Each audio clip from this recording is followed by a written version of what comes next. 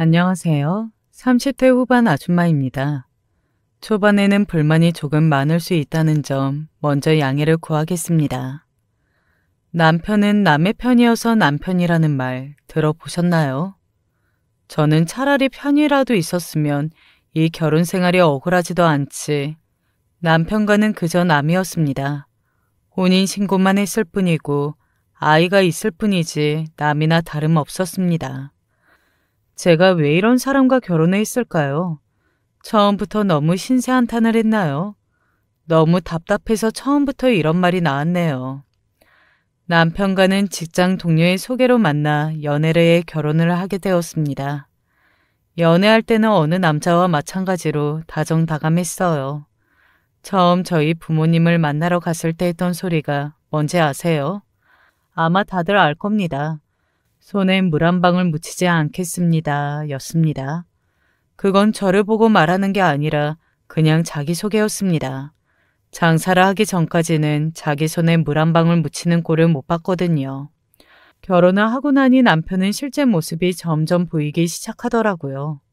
일단 기본 사소한 것부터 시작을 했습니다. 반찬 투정은 기본이고 밥이 죽이 됐네, 설이 걷네 등 말이 많았습니다. 그리고 청소는 하지도 않을 거면서 어지럽히는 건 아주 잘하더라고요. 속옷도 빨래 바구니에 넣으라고 해야 넣습니다. 그냥 화장실 수건 위에 툭 걸쳐두더라고요. 제가 5일 동안 아무 말 없이 지켜봤는데 그냥 그대로 팬티가 쌓여 있더라고요. 아니, 쌓여 있으면 치워야겠다는 생각이 들지 않을까요? 정말 이해할 수 없었습니다. 그리고 이 이야기라 하면 정말 뒷목 잡는 이야기인데 결혼을 알게 된 첫 번째 충격적인 사실은 남편이 백수였던 겁니다.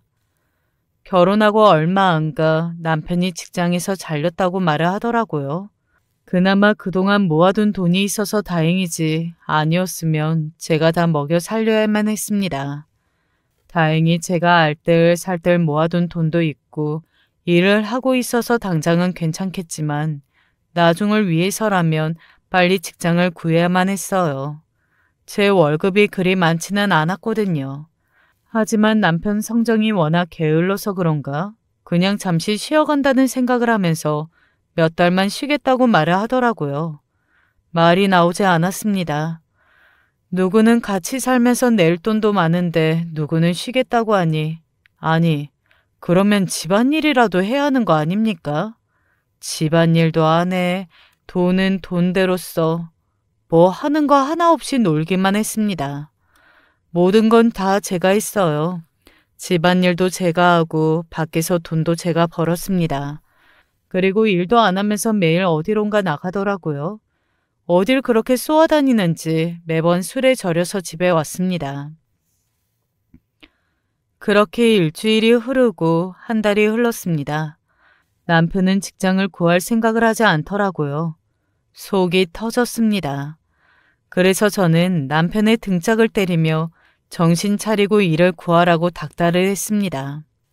남편은 그제야 일을 구하기 시작하더라고요. 그런데 남편은 무슨 바람이 불어서인지 장사를 하면 안 되겠냐고 말을 하더라고요. 저는 반대를 했습니다. 남편 같은 사람이 장사를 하면 망하기 십상이라고 생각했는데 그게 현실이 되니 저는 절대 안 된다고 반대를 했어요. 하지만 남편은 치킨집을 하기로 했다며 계약서를 보여줬습니다. 말도 없이 혼자 진행하는 남편을 보면서 그럼 왜 저에게 말을 했냐고 말을 했지만 이미 지나간 일로 뭐라고 한다고 제게 뭐라고 하는 게 아니겠어요? 이러니 제가 속이 안 터지겠어요. 그래도 남편이 정신을 차리고 뭔가를 한다는데 조금이라도 보태라고 적금을 깨고 남편에게 줬습니다. 네, 그러면 안 됐습니다. 제가 미쳤다고 남편에게 돈을 보태줬네요. 그 치킨집은 저희 집을 먹여 살림과 동시에 저희 집을 풍비박산 내고 말았거든요. 걱정을 많이 했는데 걱정과 달리 치킨집은 아주 잘 됐습니다. 그야말로 초대박이 난 것이었어요. 그래서 그런가 게으른 사람이 좀 달라지기 시작하더라고요. 그리고 뭔가 일이 잘 풀리려고 하는지 아이까지 가지게 됐지 뭡니까? 임신을 해서 그런가 가족에 대한 애정이 생기기 시작하더라고요. 그때 처음으로 결혼을 하길 잘했다고 생각을 했습니다. 미운 남편도 사랑스러워 보이고 당연히 제 뱃속에 있는 아이는 더욱더 사랑스러워 보였습니다. 하지만 누군가 제 행복을 질투했는지 바로 고난이 오더라고요. 제 인생에서 남편 다음으로 싫어했던 사람인 제 시어머니가 저의 고난이었습니다.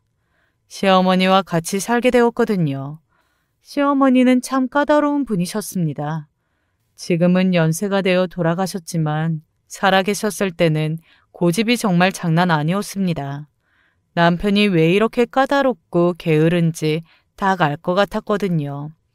시어머니의 성격을 빼다 박은 게 저의 남편이니까요.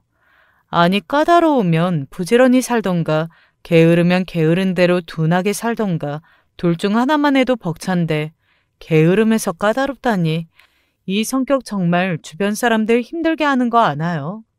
자기는 하기 귀찮아하면서 남을 시키고 또 시킨 걸 보면 성이 안 차서 잔소리를 하고 잔소리하면 지친다고 또 누워있고 그러다 또 뭔가 예민해져서는 화를 내고 맞춰주기 힘들었습니다.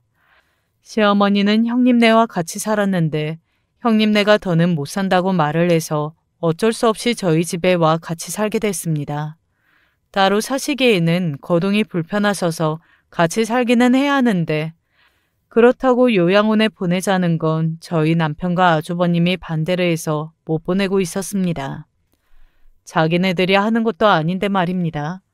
아주버님과 저희 남편은 나이 차이가 있어서 꽤나 결혼 횟수도 차이가 났습니다.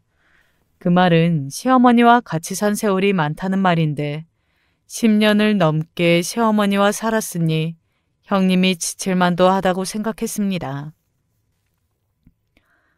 그렇게 시어머니와 한 집에서 살게 된 첫날부터 전쟁터가 따로 없었습니다.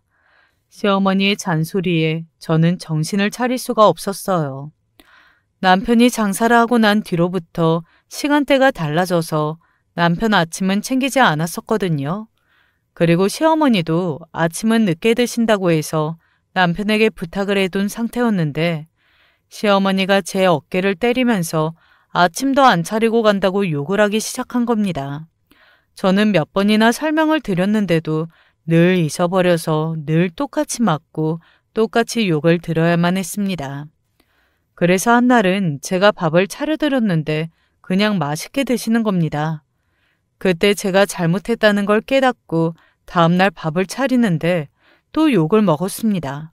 자기는 아침 이 시간에 먹으면 소화가 안 되는데 왜 이 시간에 밥을 차렸냐고 욕을 먹었어요. 이래저래 저는 치였습니다. 그 덕에 출근길이 매일 설레었습니다.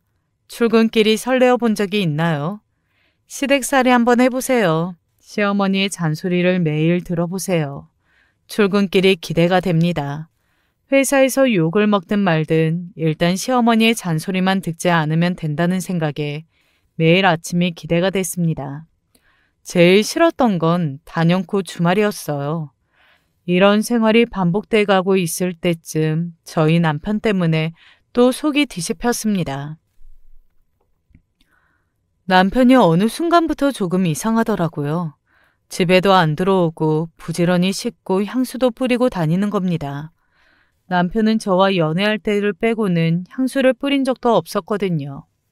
그리고 저와 결혼을 하고 나서는 볼록한 배를 갖고 살았는데 어느 순간부터 몸을 관리하더라고요. 다시 연애할 때의 남편으로 돌아가 신혼을 느끼는가 했는데 그건 저의 착각이었습니다. 어느 날 남편이 술에 취해 들어오더라고요.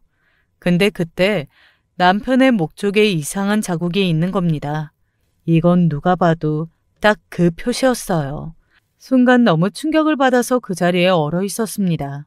그리고 저는 소리를 쳤어요. 남편을 미친 듯이 흔들어 깨웠습니다. 이게 뭐냐고 물어봤어요. 남편은 당연히 볼 수가 없었습니다. 저는 사진을 찍어서 보여줬고 남편은 당황하면서 친구가 물었다고 말을 하더라고요. 뭐? 친구가 왜? 왜 당신 목덜미를 물었는데 지금 당신 바람 피우고 와서 하는 소리가 고작 그거야? 이 사람이 미쳤나? 아, 그럼 당연하지. 남자끼리 막 장난치고 그러잖아. 무슨 말도 안 되는 소리를 하는 거야? 남편은 계속 횡설수설 말을 하더라고요. 그런데 그때 시어머니가 제 머리채를 잡는 겁니다. 어머님 왜 그러세요? 감히 네가 내 아들을 가르쳐드려? 시어머니는 제 머리채를 잡고 그냥 아무 말이나 내뱉으며 저를 혼냈습니다. 바람 피우는 것도 지금 충격적인데 시어머니에게 머리채까지 잡히니 충격이 배가 되었습니다. 그날 이후 저희 부부는 사이가 틀어졌고 시어머니의 잔소리와 눈치는 더 늘어갔습니다. 배는 점점 불러오고 몸은 안 좋아지고 저는 회사를 다닐 수 없는 몸이 되었습니다. 그래도 한 식구인데 남편에게 말이라도 해야 할 것 같아 오랜만에 남편과 대화를 했습니다. 대화라고 해야 될지는 모르겠지만 어쨌든 오랜만에 말을 주고받았습니다. 나 회사 그만두려고. 남편은 아무 말도 없었습니다. 그만둔다니까? 당신 마음대로 하세요. 생활비는? 당신이 알아서 해야지. 나를 못 믿는 사람한테 어떻게 돈을 주나? 내가 어떻게 알아서 해. 그래도 같이 사는데 제대로 도와줄 수는 없는 거야? 알겠어. 그날 일은 내가 착각했다고 하자. 미안해. 남편은 또 말이 없었습니다. 몸이 안 좋아서 이대로 있다가는 아이한테도 안 좋을 것 같아서 그래. 저희 회사는 육아휴직이 곧 퇴사라는 말이 있어 어떻게든 버티려고 했습니다. 하지만 도저히 다닐 수도 없었고 남편이 돈을 못 버는 것도 아니라 말을 꺼냈는데 남편은 그 일로 마음이 상했는지 저와 이야기를 하지 않으려 하더라고요. 잘못은 남편이 했는데 제가 눈치를 봐야 하니 얼마나 웃기는 상황입니까? 그럼 수긍하는 걸로 알고 그만둘게. 그거 알지? 나 당신 쉴 때도 내가 집안일 다 한 거. 그래, 말 잘했다. 그때는 나더러 일을 하라고 그렇게 닥달하더니 이제 와서 자기는 왜 그만둔다는 거야? 말이 없는 남편이 갑자기 따지니 어처구니가 없었습니다. 당연한 거 아닙니까? 그 쥐꼬리만한 월급을 받고 어떻게 살겠어요. 지금은 제가 육아도 해야 하는 상황이고 남편이 꽤나 벌어오는 상황이니 그만둔다고 말을 하는 거 아니겠어요? 저희 아이를 위해서라고 얘기를 했는데 남편은 입이 대빨 튀어나와서는 투덜투덜 거리고 있는 겁니다. 앞으로 경제적으로는 제가 불리해질 것 같아서 뭐라 하지도 못했습니다. 저는 회사를 그만두고 집안일에 집중했습니다. 몸이 무겁지만 일찍 일어나 청소를 했고 시어머니의 잔소리를 듣고 남편 밥을 차려주고 육아 공부를 하고 그렇게 반복되었어요. 하지만 회사를 쉰다고 몸이 괜찮아지는 건 아니더라고요. 몸은 괜찮아졌지만 제 마음은 점점 죽어갔습니다. 남편은 매일 늦게 들어오지, 시어머니는 매일 잔소리를 하지, 스트레스를 받지 않기 위해 부단히 노력을 했지만 쉽게 사라지지는 않더라고요. 그래도 다행히 순산을 했고 예쁜 공주님이 태어났습니다. 네, 시어머니는 제게 아들 하나 못 낳는다고 욕을 했습니다. 친정 부모님도 딸에게는 예쁘다고 했지만 내심 아들을 원하고 계셔서 그런가 쉽게 웃어주지는 않더라고요. 친정 부모님과 그렇게 사이가 좋은 편은 아니라 출산을 해도 어머니에게 의지를 하지는 못했습니다. 친정 부모님은 하나밖에 없는 아들을 챙기느라 저희를 내팽개쳤거든요. 그래도 손녀 보러 오겠다고 와주는 게 너무 고마워서 내심 감동을 받았는데 새언니가 아들을 낳았을 때와 표정이 비교가 되더라고요. 이럴 거면 오지 않는 게 좋지 않나 생각이 들었습니다. 병실에서 혼자 서럽게 울었습니다. 저는 숨죽여서 울었다고 생각을 했는데 아니었나 봅니다. 간호사분이 저를 꼭 안아주면서 수고했다고 이야기를 하는데 소리가 다 들렸구나 생각을 했어요. 그래도 그 간호사님 덕분에 저는 마음이 한결 편해졌습니다. 지금 다시 생각해봐도 그분이 참 고맙네요. 그 뒤로 저는 엄마가 되었으니 약해지지 말자고 다짐을 했습니다. 남편은 그래도 제 자식이라고 그런지 예뻐 보이나 봐요. 표현은 하지 않지만 딸만 쳐다보고 있었습니다. 그렇게 평화롭지 않지만 평화로운 날을 보내고 있었는데 남편 폰으로 계속 진동이 울리는 겁니다. 저는 혹시나 하는 마음으로 연락을 받고 거기서 저는 숨을 쉴 수가 없었습니다. 어떤 여자 이름으로 땡땡 호텔로 오라는 말이 적혀 있었습니다. 순간 저는 눈이 돌아버려 남편에게 가서 따졌고 남편은 왜 연락을 마음대로 보냐며 오히려 화를 냈습니다. 저는 이날 너무 충격을 받아서 음식도 넘어가지 않았고 잠도 잘 수가 없었어요. 아이가 울고 있는데도 안아주지 않고 그냥 가만히 지켜봤습니다. 아이가 앞에 있지만 아이를 두고 떠나고 싶다는 생각을 했어요. 베란다를 보면서 뛰어내릴까 생각도 했습니다. 그 순간엔 정말 죽어버리고 싶다는 생각이 들었어요. 하지만 정신을 차리고 우는 아이를 달랬습니다. 아가, 미안해. 엄마가 미안해. 그래. 엄마, 여기 있어요. 엄마가 미안해. 아이에게 너무 미안했고 제 자신이 너무 불쌍했습니다. 아직도 꺼지지 않는 배, 축 처진 가슴, 볼품없는 엉덩이, 푸석푸석한 얼굴. 제 모습을 봤는데 어디 가서 제대로 사회생활도 못할 것 같더라고요. 자존감은 점점 바닥으로 떨어졌습니다.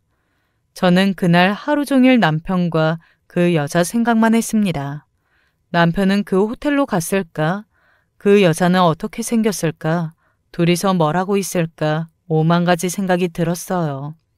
이혼을 해야 하나? 그러기엔 저희 아이가 너무 작았습니다. 아빠 없이 자라기에는 너무 어렸어요. 저는 다음 날 남편에게 부탁하듯 말했습니다. 여보, 우리 다시 잘해볼까? 아이도 있잖아. 내가 다 잘할게. 그러니까 정리하고 그만 돌아와. 눈물이 났습니다. 남편의 외도 사실을 알고도 넘겨준 제가 바보 같다고 생각을 하시겠지만 어쩔 수 없었습니다. 아이가 없었으면 이혼을 요구했겠지만 아이가 있으니 잘 살아볼 수밖에 없잖아요. 안 그래요? 하지만 이 선택이 제 아이에게 독이 됐다는 사실을 나중에 돼서야 알아차렸습니다. 제가 그렇게 부탁을 하는데도 남편은 눈 하나 깜짝하지 않았습니다. 시선은 그대로 딸에게만 가 있었어요. 하루하루가 고통이었습니다. 산후 우울증인지 점점 제 자신이 지쳐가는 게 느껴졌습니다. 그렇게 몇 년을 그 상태로 살았어요. 다행히 저희 아이가 얌전한 편이라 육아하는데 그리 어렵지는 않았습니다. 처음이라 힘들었지만 처음치고는 꽤 괜찮다고 느꼈거든요. 하지만 남편 때문에 힘들었습니다. 그 사이에 시어머니는 건강이 더 악화되어 병원에 찾아갔고 남편은 시어머니 때문인지 매번 술을 마시고 들어와서는 제 딸만 찾고 그리고 자기 방으로 들어가더라고요. 그리고 어느 순간 술 마시는 빈도수가 줄어들더니 이제 정신 차리나 싶었는데 외박을 밥 먹듯이 하더라고요.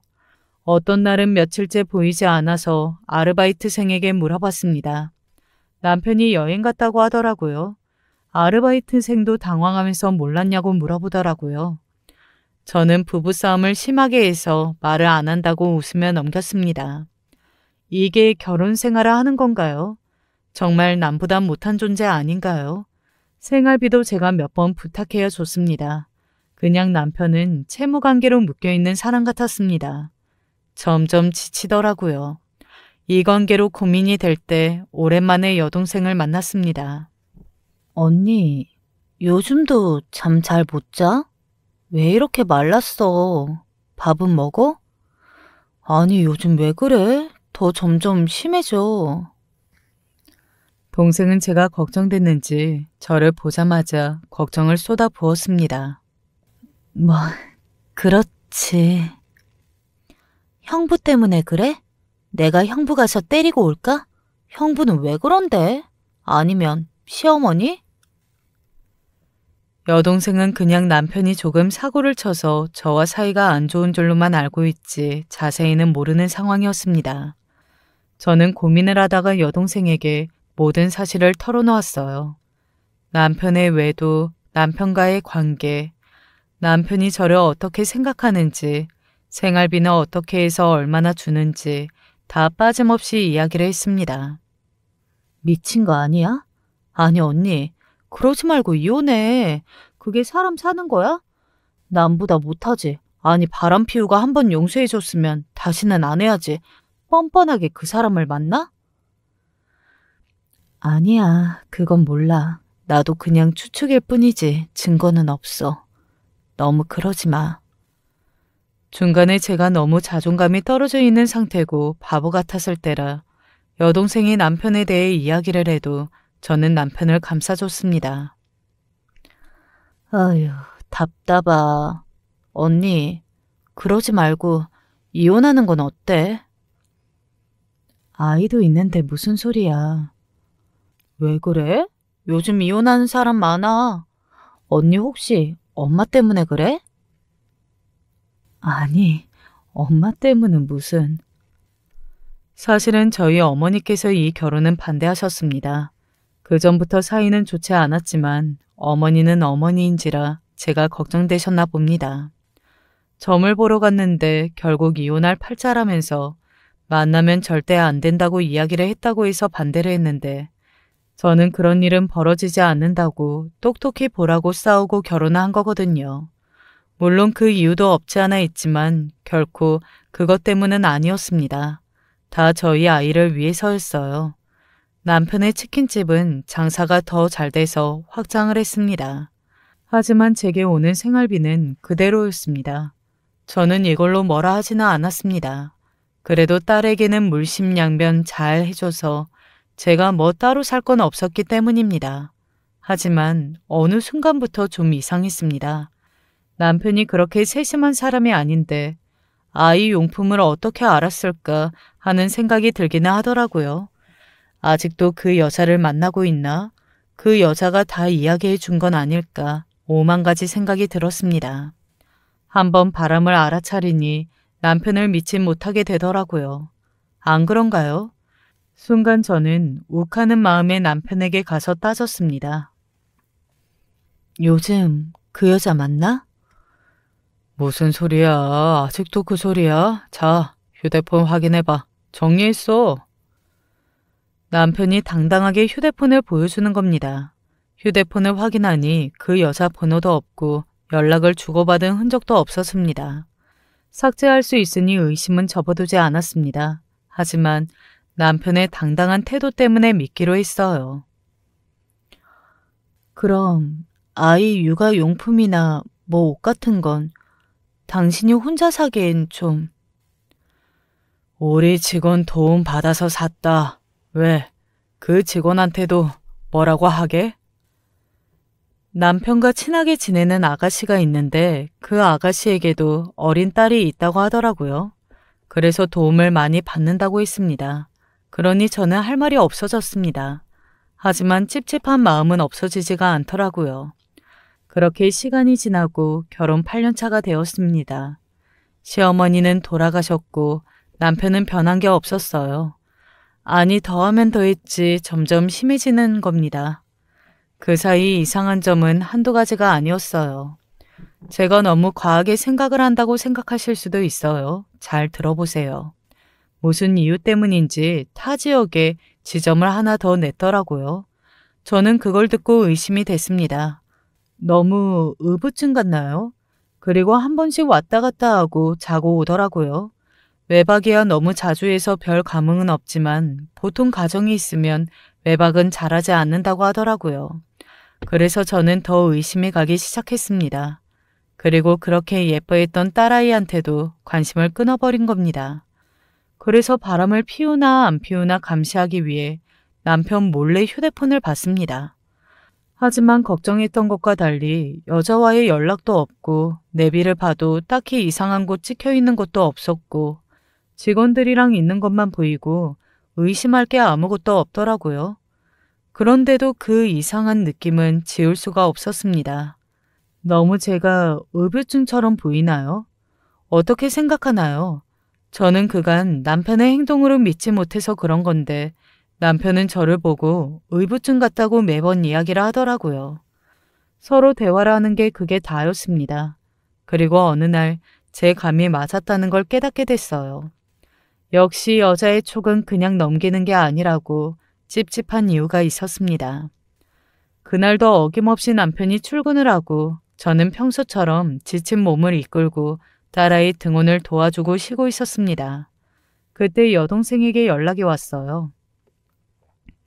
언니, 뭐해? 여동생의 목소리가 좋지 않았어요. 나? 애 유치원 보내고 집에서 쉬고 있지. 언니, 놀라지 말고 들어. 왜? 무슨 일인데? 저는 여동생이 남편의 바람 현장을 목격했나 싶었습니다. 엄마, 돌아가셨어. 저는 너무 놀라서 말이 나오지 않았습니다. 아무리 미운 어머니지만 돌아가셨다니 믿기지 않았습니다. 건강했던 어머니인데 한순간에 심장마비로 돌아가셨다고 했습니다. 저는 손을 덜덜 떨며 남편에게 전화를 했습니다. 남편은 제 전화를 받지 않자 저는 곧장 남편 가게로 갔어요. 그런데 거기서 더 충격적인 장면을 봐버린 겁니다. 피가 거꾸로 솟더라고요. 남편과 직원 둘이 있었는데 서로 안고 뽀뽀하며 오픈 준비를 하고 있더라고요. 제가 온지도 모르고 안쪽에서 서로 사랑 싸움을 하고 있더라고요. 울음도 안 나왔습니다. 기가 차서 웃음만 나오더라고요. 저의 웃음소리에 두 사람은 저를 받고 소스라치게 놀라며 서로 떨어졌습니다. 정말 최악이었습니다. 어머니가 돌아가신 날 남편의 바람을 목격하다니 정말 최악이지 않나요? 의부증? 의심이 많아? 아, 다른 사람이랑 바람났구나.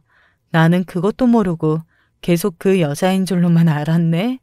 들킬 일이 없다고 생각했구나. 아가씨, 나보다 한참 어려 보이는데 그러면 안 되지. 가정 있는 남자 건드리면 안 되지. 저는 순간 욱해서 그 여자의 뺨을 때렸습니다. 그리고 달려가 남편의 뺨도 같이 때렸어요. 당신 미쳤어? 여기가 어디라고 와? 어디라고 오냐고? 왜? 마누라가 남편이 일하는 곳에 오면 안 되니? 너 진짜 나쁜 놈이다. 그거 알아? 오늘 우리 엄마 돌아가셨어. 그거 말해주러 왔다가 나도 이 꼴을 다 보네. 그럼 전화를 하면 되잖아. 전화기는 봄이야? 했는데 당신이 안 받았잖아. 내가 몇 통이나 했는지 알아? 근데 전현이랑 논다고 정신 팔려서 못 받았지? 말 조심해. 아, 그럼 가게 전화 있을 거 아니야? 그거 찾을 정신이 어딨어? 그냥 너무 놀라서 당신 찾아왔지. 남편은 뻔뻔하게 제게 화를 냈습니다. 그 상간녀는 놀랐는지 뺨을 잡고 눈물을 뚝뚝 흘리고 있었어요. 기가 막혔습니다. 남편은 상간녀를 감싸 안았고 서로 손을 잡고 있더라고요. 이제는 들켰으니 대놓고 불륜이라는 걸 인정하는 꼴이 돼버린 거죠. 마음 같아서는 이 가게를 다 엎고 싶었지만 저는 어머니의 장례식장에 가기 위해 정신 차리고 나왔습니다. 어머니의 죽음 때문인지 남편의 바람 때문인지 눈물이 앞을 가려 걸을 수가 없었어요. 어떻게 이렇게 안 좋은 일은 겹쳐오는지 너무 인생이 고달프지 않나요? 딸아이는 옆집 아주머니에게 부탁을 하고 저는 택시를 타고 장례식장으로 갔습니다. 남편이 오지 않자 가족들은 이상하게 쳐다봤고 저는 아무런 감정 없이 멍하게 있었습니다. 장례식을 마치고 가족들에게 이혼할 거라고 말을 했습니다. 그 순간 아버지가 저의 뺨을 때리시더라고요. 엄마가 그렇게 하지 말라고 말렸는데 네가 뭐라 그랬어? 이혼 같은 건 안 할 거라고 그랬지? 엄마 같은 삶 살지 않을 거라고 네가 그랬어 안 그랬어? 지 엄마 피눈물 나는 것도 모르고 가슴에 목질을 했으면서 뭐? 이혼? 아버지, 어머니 좋게 보내고 왜 이러세요? 언니도 힘들어서 그렇죠. 저희 아버지와 재혼한 어머니는 이혼을 하고 힘들게 사셨다고 했어요. 그래서 이혼에 대해서 더욱 안 좋게 생각한 거죠. 그 시대에 이혼녀로 살기에는 세상이 너무 각박했습니다. 그래서 어머니가 그렇게 걱정을 한 건데 저는 딸이라고 차별하고 결혼까지 마음대로 못하게 한다는 생각에 어머니처럼은 안 살 거라 말을 해버렸어요. 왜 부모님께는 이렇게 못되게 말이 나올까요? 후회가 됐습니다. 하지만 후회를 해도 늦어버렸어요. 돌아가신 어머니에게 할 수 있는 말은 없었으니까요. 그렇게 가족에게 저의 이혼 사실을 밝혔습니다. 기진맥진이 되어 집에 들어가기 전에 옆집 아주머니께 감사하다는 말을 전하고 작은 선물을 드렸습니다. 아주머니는 저를 꼭 안아주며 고생했다고 하는 겁니다. 그런데 갑자기 저를 보고 눈물을 흘리는 게 아니겠어요? 저는 무슨 일이냐고 물어봤는데 그냥 제가 너무 불쌍하다고 하시는 겁니다. 기분이 나빠야 하는 상황인지 아닌지도 모르고 저는 그 말을 듣고 저도 모르게 눈물을 흘렸습니다. 그리고 아주머니가 모든 사실을 말해주더라고요. 제가 없는 동안 어떤 여자와 여자아이가 집에 들어가는 걸 봤다고 했습니다. 너무 놀라 순간 사진으로 남겨뒀다며 제게 보여주더라고요. 그러고는 여자아이가 남편에게 아빠라고 하는 걸 들었다고 하는 겁니다. 그걸 저희 딸아이가 봤고 아주머니는 빨리 집으로 들여보냈다고는 했지만 아이가 놀라서 밥을 먹지 않았다고 했어요. 아니, 어떻게 그럴 수 있을까요? 저희 가족이 사는 공간에 상간녀와 그 딸을 부를 수가 있죠. 그리고 아빠라니 남편의 자식일까요? 하지만 이런 일보다 더 마음이 아팠던 건 저희 딸이 알았다는 겁니다. 제가 빨리 이혼을 했다면 이런 일이 없었지 않았을까요? 가슴이 너무 아려왔습니다.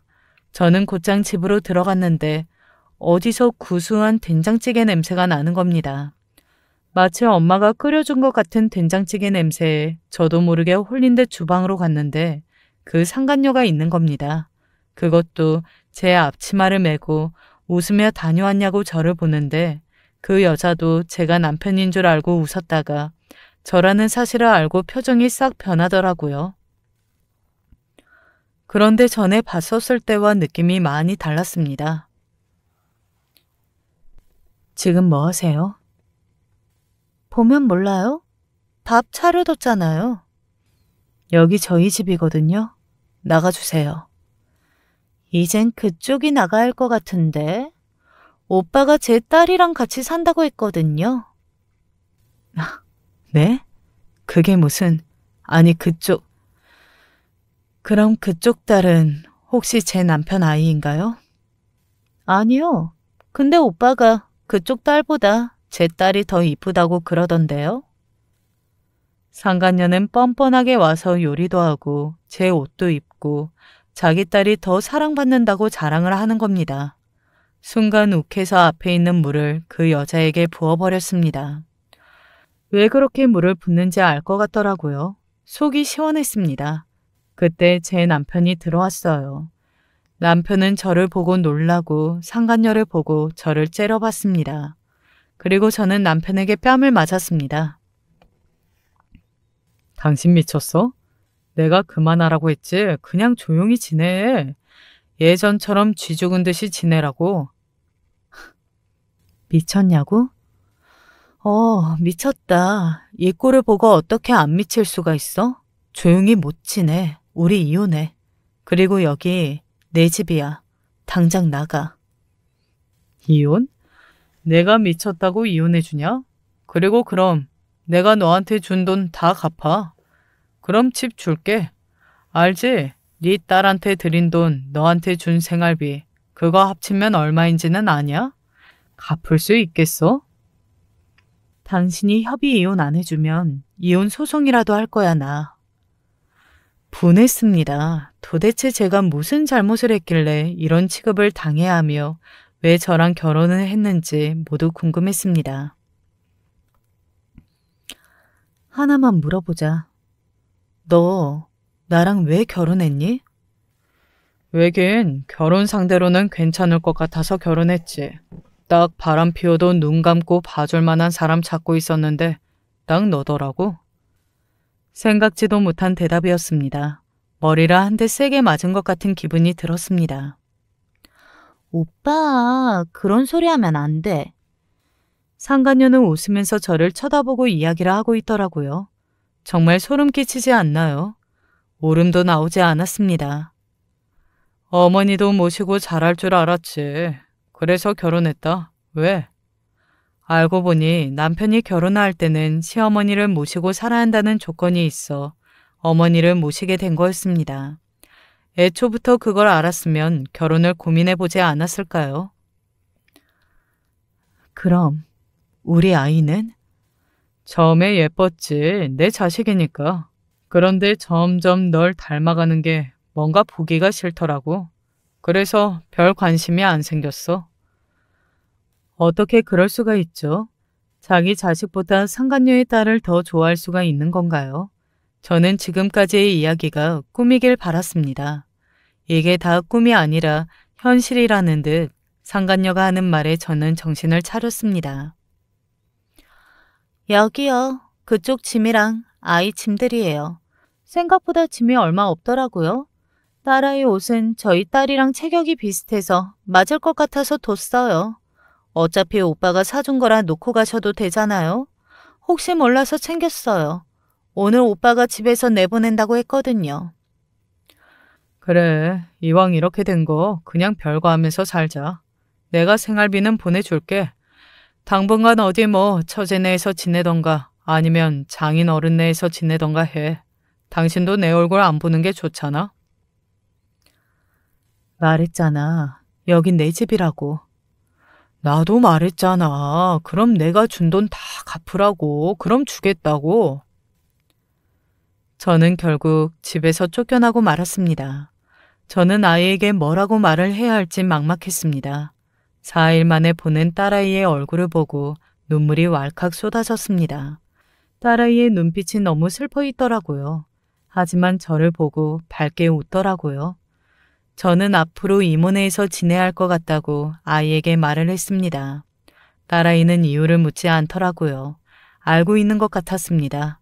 하지만 애써 밝게 대답을 해줬어요. 정말 착한 딸이지 않나요? 힘들만도 한데 오히려 저를 위로해주는 딸이라니.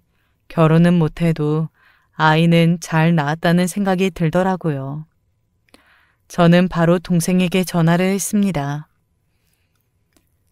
나 쫓겨났다. 뭐? 언니 어딘데? 잠시만. 빨리 우리 집으로 와. 그렇게 저는 여동생의 집에 신세를 지게 됐습니다. 여동생은 제게 이것저것 물어보고는 열이 받아서 저희 집으로 가려고 하더라고요. 그리고 남편 치킨집에 소문을 낼 거라며 말을 하는데 제가 진짜 이혼하고 나서 하라고 말을 했습니다. 혹시 모르잖아요. 이혼 중에 망했다가는 제가 손해를 볼 수 있으니 동생에게 조금만 참으라고 말을 했습니다. 저는 이혼 준비를 하기 위해 많은 준비를 했습니다. 찍어둔 사진, 남편의 만행들, 녹음 파일 등등 준비를 했어요. 평소에 이혼을 생각하고 있기는 했나 봅니다. 불안해서 무슨 일이든 다 증거를 남겨놨으니까요. 남편은 무슨 깡인지 그냥 대놓고 상간녀와 바람을 피더라고요. 그리고 집 비밀번호도 바꾸지 않았습니다. 저를 완전 무시하는 거 아닌가요? 덕분에 저는 증거를 쉽게 모을 수 있었습니다. 그리고 이혼 소송을 진행하게 됐습니다. 변호사 비용이 만만치 않더라고요. 그래서 혼자 준비를 하는데 뭐가 뭔지 잘 모르겠더라고요. 그래도 다행인 건 이혼 소송이 법률적인 지식이 필요하지 않아 쉽게 적을 수 있었고 이해가 안 되면 법원에다가 물어봤습니다. 소송 비용도 계산해 주셨고 기간도 알려줬습니다. 하지만 괜히 무서워서 마음을 단단히 먹었습니다. 이혼 소송이 생각보다 시간이 오래 걸리더라고요. 그리고 당일 저희는 법정 앞에서 만났습니다. 남편은 저를 보고 비웃더라고요. 변호사도 없이 혼자 법정에 선다고?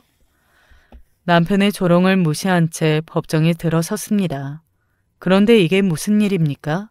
판사의 얼굴을 보니 제가 아는 사람과 닮아 있는 겁니다. 설마 했는데 남편과 만나기 전 만났던 사람이었습니다.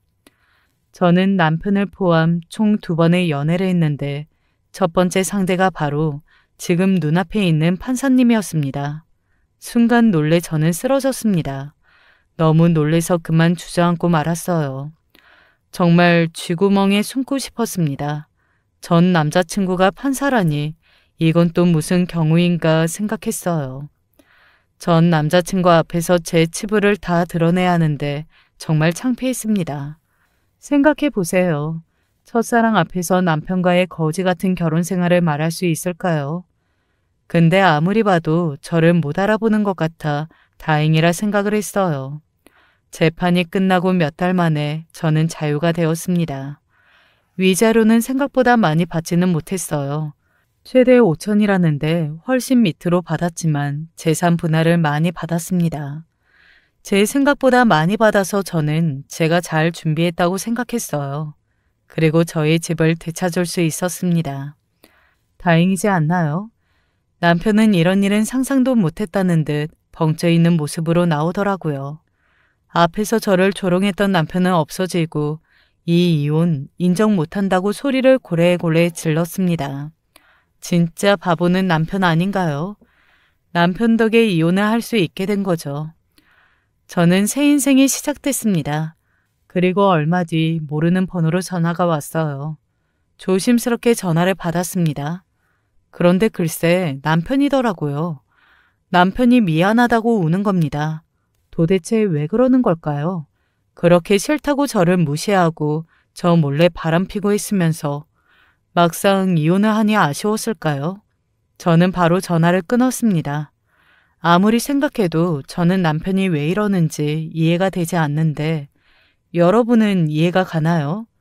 뻔뻔하게 바람을 피고 저를 쫓아냈는데 남편은 이혼은 안 된다고 얘기를 하고 하지만 증거도 뚜렷하고 남편의 바람이 확실히 이혼이 됐더니 울면서 미안하다고 그러는 게 미친놈이 아니고서야 이런 짓을 할 수 있을까요?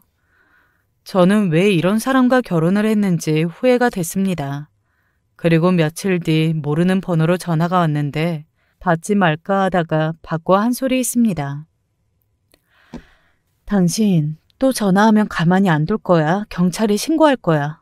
미쳤어? 우리 이혼했어. 그러자 아까와는 다르게 조용한 겁니다. 혹시 해서 번호를 봤는데 다른 번호더라고요. 저는 얼른 사과를 했습니다. 그때 자기가 누구 판사라고 말을 하더라고요. 처음에는 누군가 했는데 제 첫사랑이었습니다. 저는 순간 가슴이 뛰기 시작했습니다. 순간 둘 다 아무 말도 없었어요. 저 오랜만에 만나서 반가웠어. 그치. 근데 좀 상황이 안 좋았지. 그래서 거기서 아는 척하기가 그래서. 근데 번호는 안 바꿨네? 그렇지 뭐. 내 번호 아직 있네. 꽤 시간이 지났지만 제 번호를 가지고 있어서 놀랬습니다. 저는 알 수 없는 감정들이 올라오기 시작했어요. 하지만 다시 정신을 차려야 했습니다. 이혼한 지 얼마 되지도 않았는데 이런 감정을 갖는다는 게 퍽이나 웃기지 않습니까? 그래서 저는 억지로 제 감정을 눌렀습니다. 오랜만에 봤는데 밥이라도 먹을래? 시간 돼? 그렇게 저희는 약속을 잡았고 16년 만에 다시 만나게 됐습니다. 뭔가 간질간질한 기분이더라고요. 오랜만에 저희는 만나서 밥을 먹었습니다. 이 얘기 저 얘기 하다가 결혼 얘기가 나왔는데 이 친구도 저와 비슷한 결혼 생활을 보냈더라고요. 그쪽 부인도 만만치 않았습니다. 뻔뻔하게 바람을 피고는 오히려 전 남자친구에게 이혼을 요구했더라고요. 서로 참 기구한 인생이라며 저희는 신세한탄을 했습니다. 그리고는 지금 재혼해서 잘 살고 있다고 하더라고요. 그 순간 가슴이 철렁했습니다. 다시 뭔가 잘해보려는 마음은 없었는데 혹시나 하는 마음이 있었는지 재혼 이야기를 듣고 저도 모르게 표정 관리가 잘 안 되더라고요. 씁쓸했습니다. 그런데 그때 다시 정정하더라고요. 아, 나 말고 전 부인 재혼해서 잘 살고 있는 것 같더라고. 나는 지금 아들이랑 같이 살고 있어. 한번 볼래? 저는 그 소리에 안도를 했습니다. 오랜만에 느끼는 이 감정에 저는 가라앉힐 수가 없었습니다. 집에 돌아와 제 딸이 오늘 무슨 좋은 일이 있었냐고 물어보는 겁니다. 저는 비밀이라고 얘기를 했어요. 그리고 바로 제 기분이 안 좋아지는 이야기를 하더라고요. 오늘 아빠가 학교로 찾아왔어. 순간 저는 열이 받았습니다. 한 번도 딸아이의 어린이집, 유치원, 학교를 가본 적도 없으면서 이혼을 하니 찾아온 게 너무 어이없지 않나요? 그래서 아빠가 뭐라고 했어? 같이 밥 먹자고 했어. 같이 밥 먹었어? 엄마는 네가 아빠랑 친하게 지내고 싶으면 친하게 지내도 돼. 아니, 난 싫다고 했는데? 난 그런 아빠 필요 없어. 차라리 없는 게 좋아. 나는 엄마랑 이모랑 살래. 딸아이가 예전 그 사건을 아직도 생각하나 봅니다. 저는 딸아이라 안아주며 말을 해줬어요. 그래, 올 딸이 싫으면 싫은 거고 좋으면 좋은 거지. 엄마는 우리 딸이 원하는 걸 했으면 좋겠어. 엄마랑 아빠가 이렇게 헤어졌다고 우리 딸이랑은 헤어진 거 아니니까 우리 공주가 원하는 대로 해. 알겠지? 딸아이와 저는 이혼 이후로 더욱더 사이가 좋아졌습니다. 그도 그럴 것이 아빠가 없어졌으니 저에게 의지를 할 수밖에 없지 않겠어요. 그래서 저는 더욱더 멋진 엄마가 되어야 했습니다. 그래서 저는 다시 일을 구했습니다. 제 삶은 다시 안정적으로 변하기 시작했어요. 단 한 가지, 제 전남편 빼고요. 지긋지긋했습니다. 아니, 어떻게 알았는지 저희 집도 알고 제 직장도 알더라고요. 하루는 저희 집 앞에서 기다리고 있더라고요. 여보, 다시 돌아오면 안 될까? 진짜 어떻게 알았는지는 모르겠는데 진짜 나 경찰에 신고할 거야. 잘못했어. 미안해. 내가 다 잘할게. 아니, 우리는 이미 끝났어. 당신 나한테 그런 짓을 해놓고 뻔뻔하게 이제 와서 잘못했다는 말이 나와? 제가 계속 이런 식으로 몰아붙이자 남편도 그제서야 본 모습이 나오더라고요. 왜? 그러면 안 돼? 남편은 갑자기 화를 내면서 벽을 치기 시작했습니다. 그러면서 제게 화를 내더라고요. 왜 이혼이 됐냐며 소리를 치는 겁니다. 아니, 상식적으로 자기가 잘못했다고 생각이 들지 않나요? 제가 정말 미친 사람과 살았다는 생각이 들더라고요. 남편은 화를 주체 못하자 헛소리를 막 해댔습니다. 처음에는 술을 마셨나 생각을 했는데 술 냄새는 하나도 나지 않았어요. 저는 순간 너무 무서웠습니다. 경찰에 전화를 하려고 했는데 남편이 휴대폰을 걷어차더라고요. 그러면서 하는 말이 내가 생활비도 준다는데 왜 이혼을 하냐고 왜? 너 때문에 여자들이 안 넘어오잖아. 알고 봤더니 남편은 돈 많은 유부남으로 어린 여자들을 꼬시는 걸 즐기더라고요. 계속 이 얘기를 했지만 제가 왜 이 사람과 결혼을 했는지 알면 알수록 후회가 되더라고요. 결국 저는 남편의 뺨을 세게 2대 때리고 시원하게 욕을 했습니다. 욕은 귀엽게 순화시킬게요. 이 찌질한 새끼야. 너 같은 놈이랑 결혼한 내가 잘못이다. 정신 좀 차려.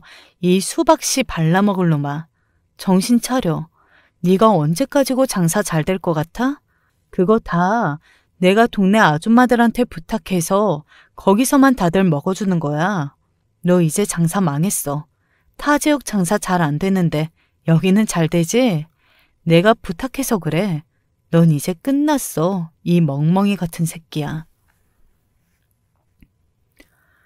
남편은 이런 모습을 처음 봤는지 당황을 하더라고요. 그때 어디서 박수 소리가 들리는 겁니다. 경비 아저씨가 저희 싸우는 소리를 듣고 지켜보고 있었던 거예요. 그 저자 참말로 말 잘한다잉. 남편은 부끄러웠는지 도망가고 그 뒤로 남편을 볼 수 없었습니다. 정말 찌질하지 않나요? 그리고 전 여동생과 힘을 모아 제 남편과 상간녀의 일을 동네방네 다 알렸고 결국 남편의 가게는 망하게 됐습니다. 상간녀도 동네를 벗어나 다른 곳으로 이사를 했다고 하고요. 속이 다 시원했습니다. 왜 이런 소리를 한번 못했을까 아쉬웠습니다. 그리고 남편 장사가 제 덕인지도 모르고 그렇게 설치고 다녔으니 당연히 망하게 될 수밖에요. 제가 여기저기서 좀 사람들에게 싹싹하게 대해서 사람들도 치킨은 저희 남편 가게에서 먹으러 가겠다고 해서 손님이 많았고 늘 북적이니 사람이 사람을 부른다고 장사가 잘 된 거 아니겠어요? 덕분에 저는 이제 2다리 쫙 펴고 잘 수 있어 행복했습니다. 그리고 또 다른 행복한 일이 있었어요. 그건 바로 제 첫사랑과의 만남이었습니다. 그 이후로 저는 전 남자친구와 계속 연락을 주고받았습니다. 분위기상 누구 하나 고백을 하면 사귈 것 같다는 느낌은 드는데 서로 주저하는 게 보이더라고요. 언니, 또 판사 오빠랑 연락하지? 아닌데? 아니긴 판사 아저씨랑 연락하면 엄마 입이 여기까지 올라가는데? 올딸? 딸은 엄마가 연애하는 거 싫어? 몰라. 왜 몰라? 엄마한테 잘해주면 좋고 아니면 싫어. 그리고 딸은 갑자기 표정이 어두워졌어요. 아마도 아빠에 대한 그리움 때문이겠죠. 만약 좋은 사람이면 아빠가 됐으면 좋겠어? 아이는 아무 말도 하지 않았어요. 모르겠다고 대답을 했어요. 그리고 저희는 몇 번 더 데이트를 했습니다. 그런데도 말하지 않아서 저는 답답해서 물어봤어요. 저 원래 이런 성격 아닌데 이혼을 하니 사람이 좀 바뀌나 봅니다. 스스로 봐도 좀 적극적으로 변한 것 같았어요. 저의 노골적인 말로 저희는 사귀게 되었습니다. 그리고 저는 남자친구의 아들과 몇 번 더 데이트를 했고 남자친구도 제 딸과 데이트를 했어요. 그리고 드디어 저희가 재혼을 결심했습니다. 서로 아픔도 있고 비슷해서 잘 살지 않을까 생각을 했어요. 문제는 아이들이었어요. 어떻게 받아들일까 고민을 많이 했는데 다행히 아이들이 성숙해서 그런지 잘 받아들이더라고요. 그래서 저희는 재혼을 하게 됐고 네 가족 다 지금 화목하게 지내고 있답니다. 번외로 전 남편은 아주버님과 함께 살고 있다는 소식을 들었어요. 아주버님도 이혼당해서 둘이서 같이 돈을 모아 또 치킨집을 차렸다는데 파리만 꼬인다는 소식을 들었습니다. 앞에서는 신세 한탄만 했는데 그래도 행복하게 끝나서 다행이지 않나요? 뭐 가끔은 저희도 싸우곤 한답니다. 너무 안 싸우면 정이 없잖아요. 근데 너무 신기하지 않나요? 어떻게 거기서 첫사랑을 만나고 다시 재회의 가족이 됐다니. 생각해보면 정말 소설 같은 일이라 생각이 듭니다. 근데 여러분, 만약 남편의 바람을 알게 된다면 저처럼 참지 마세요. 쉽게 헤어지지 않습니다. 그리고 한 번 핀 놈 또 못 피울까요? 아니요, 피워요. 두려워하지 말고 부딪혀 봅시다. 저도 많이 두려웠어요. 그것 때문에 우울증도 심하게 오고 공황장애도 와서 굉장히 애먹었답니다. 그런데 그게 다 속에서 썩어 들어가서 그런 거더라고요. 바람을 안 이상 남편은 제 편이 아닙니다. 용서해 주지 마세요. 물론 한 번 그래서 정신 차리는 사람은 있겠죠. 그럼 괜찮지만 저처럼 여러 번 그러면 절대 봐주지 마세요. 여러분은 스스로의 인생의 주인공이니 누군가에게 맞추지 말고 자신을 생각하면서 살아봐요. 이 이야기가 누구에게는 허황된 이야기일 수도 있겠고 어떤 사람에게는 도움이 될 수 있겠죠. 제가 지금 좋은 인연을 만났다고 이런 이야기를 하는 게 아닙니다. 아마 좋은 인연을 만나지 않았더라도 저는 행복하게 살고 있을 거예요. 그리고 스스로 탓을 하지 말기. 약속해요. 그냥 그 사람이 나빠서 그런 거지 절대 스스로를 탓하지 말아요. 그냥 나 자신 그대로 가져가면서 당당하게 살아가 보자고요. 그럼 제 이야기를 들어주셔서 감사합니다. 모두 좋은 하루 보내세요. 감사합니다. 안녕하세요. 저는 30대 후반 여자입니다. 가끔 사연을 듣다 보면 사연자분들이 항상 평범한 30대 여자입니다 라고 소개하시고는 하던데 저는 그렇게 소개하고 싶어도 못하겠더라고요. 저는 평범하다고 말하기에는 태어날 때부터 평범한 거라고는 단 하나도 없었거든요. 사실 저는 어릴 때부터 시설에서 자랐습니다. 흔히들 말하는 보육원이죠. 저는 태어난 지 얼마 되지 않아 바로 버려져서 시설로 왔다고 하더라고요. 사실 신생아 때 시설로 오게 되면 대부분 입양 1순위 조건이라 거의 다 입양이 되곤 하는데 저는 이례적으로 19살까지 입양이 되지 않았어요. 그 이유는 딱 하나였죠. 바로 제가 혼혈이라는 게 이유였습니다. 이제 제가 왜 평범하다고 할 수 없었는지 이해가 좀 되시나요? 저는 태어나자마자 버려진 혼혈아였습니다. 그것도 저를 낳아주신 부모님 중 한 분이 흑인이셨던 것 같아요. 피부색은 검은색에 가까웠고 눈동자는 하늘색이었습니다. 어느 거 하나 무난한 것이라고는 없었죠. 거기다가 저는 소도시에 있는 작은 보육시설에서 자랐기 때문에 더욱 사람들의 이목을 끌 수밖에 없었어요. 옆집, 앞집, 뒷집 할 거 없이 서로들 다 알고 지내는 동네 특성상 저 같은 외모는 흔치 않았으니까요. 어린 시절엔 친구를 사귀기도 힘들었어요. 놀림도 많이 받았고요. 학창시절 내내 학교에 가기 싫을 정도였습니다. 헐, 보육원은 화장실이 없냐? 너 좀 씻어. 얼마나 안 씻었으면 얼굴이 그렇게 까매지냐? 혹시 연탄 발랐냐? 에이, 무시가 안 씻은 게 아니라 튀기잖아, 튀기. 우리 엄마가 그랬는데 튀기는 얘네 엄마가 딴 나라 남자랑 결혼해서 애 낳은 거라던데. 근데 너 왜 부모가 없냐? 엄마가 낳아놓고 보니 얼굴 이상해서 설마 엄마가 버렸냐? 튀기라고? 요즘 사람들은 아마 들어본 적도 없는 단어들일 거예요. 튀기니 잡종이니 저는 어릴 때부터 수도 없이 많이 그런 단어들을 들으면서 자랐습니다. 심지어 제가 지나가면 애들뿐만 아니라 어른들까지도 그렇게 부르기도 했어요. 그런 애들을 혼내주셔야 할 어른들이 말이죠. 어머, 너는 어느 나라에서 왔니? 엄마가 깜둥이야? 아빠가 깜둥이야? 아, 너 그럼 영어 무지 잘하겠다. 저는 저도 모르는 걸 주변에서 자꾸만 물어보니 어떨 때는 화가 났습니다. 딱히 대답할 말도 없는데 자꾸만 제 외모만 가지고 이야기하니까요. 뭐야, 얘는 왜 어른이 말을 하는데 대답을 안 해? 너 한국말 못해? 못 알아들어?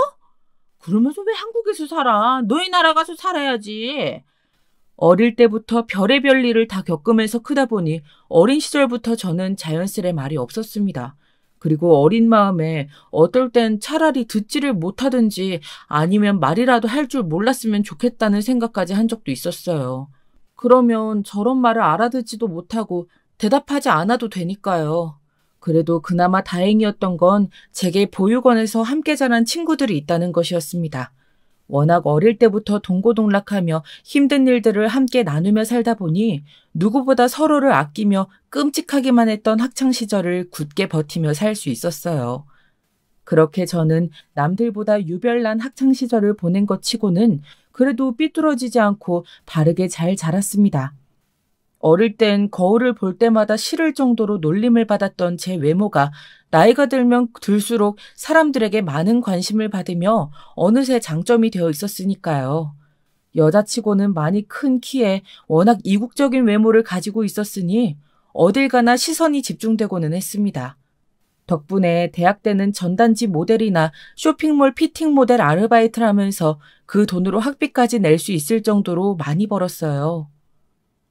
와, 사진 너무 이쁘다. 너 입는 옷마다 다 잘 어울려. 열심히 하면 진짜 유명한 모델 될 수도 있겠는데? 모델은 무슨. 하루라도 빨리 돈부터 모아서 집도 이사하고 고정으로 월급 따박따박 주는 회사에 취직부터 해야지. 모델 아르바이트라는 게 사실 재미도 있고 한 번에 돈도 많이 벌 수 있어서 좋긴 했지만 꾸준하게 할 수 있는 일은 아니다 보니 저는 하루라도 빨리 취직해야 했어요. 그 당시에 보육원에서 나오자마자 얻은 빚 한 점 들어오지 않는 지하 월세방에 혼자 살고 있었거든요. 사실 저는 대학도 그냥 그런 전문대를 간신히 졸업했고 성적이나 스펙 같은 건 쌓을 틈도 없이 돈만 버느라 바빴기 때문에 사실 취업이 쉽지만은 않았어요. 거기다가 제 특이한 외모도 한몫했죠.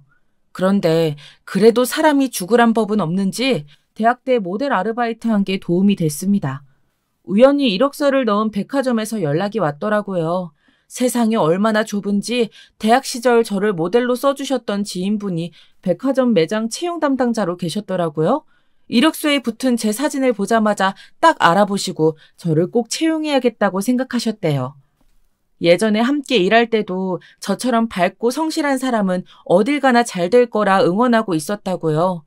그렇게 회사 생활을 시작한 저는 제 모든 것을 걸고 열심히 했습니다.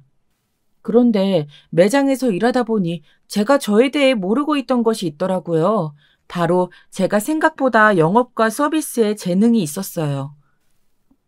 저는 매장에서 일하는 몇 년 동안 실적도 잘 만들어가고 일에도 재미를 붙여가고 있었습니다. 그런데 사실 명품 매장이라는 특성상 언제나 좋은 일만 있지는 않았어요. 오랫동안 일을 했어도 적응되지 않는 게 진상 고객들 만나는 것이었습니다. 바로 그날도 그런 최악의 날 중 하루라고 생각했습니다. 그런데 나중에 생각해보니 어쩌면 제 인생에서 가장 드라마틱한 날이었는지도 모르겠다 싶더군요. 저는 그날 바로 제 미래의 남편을 만났거든요.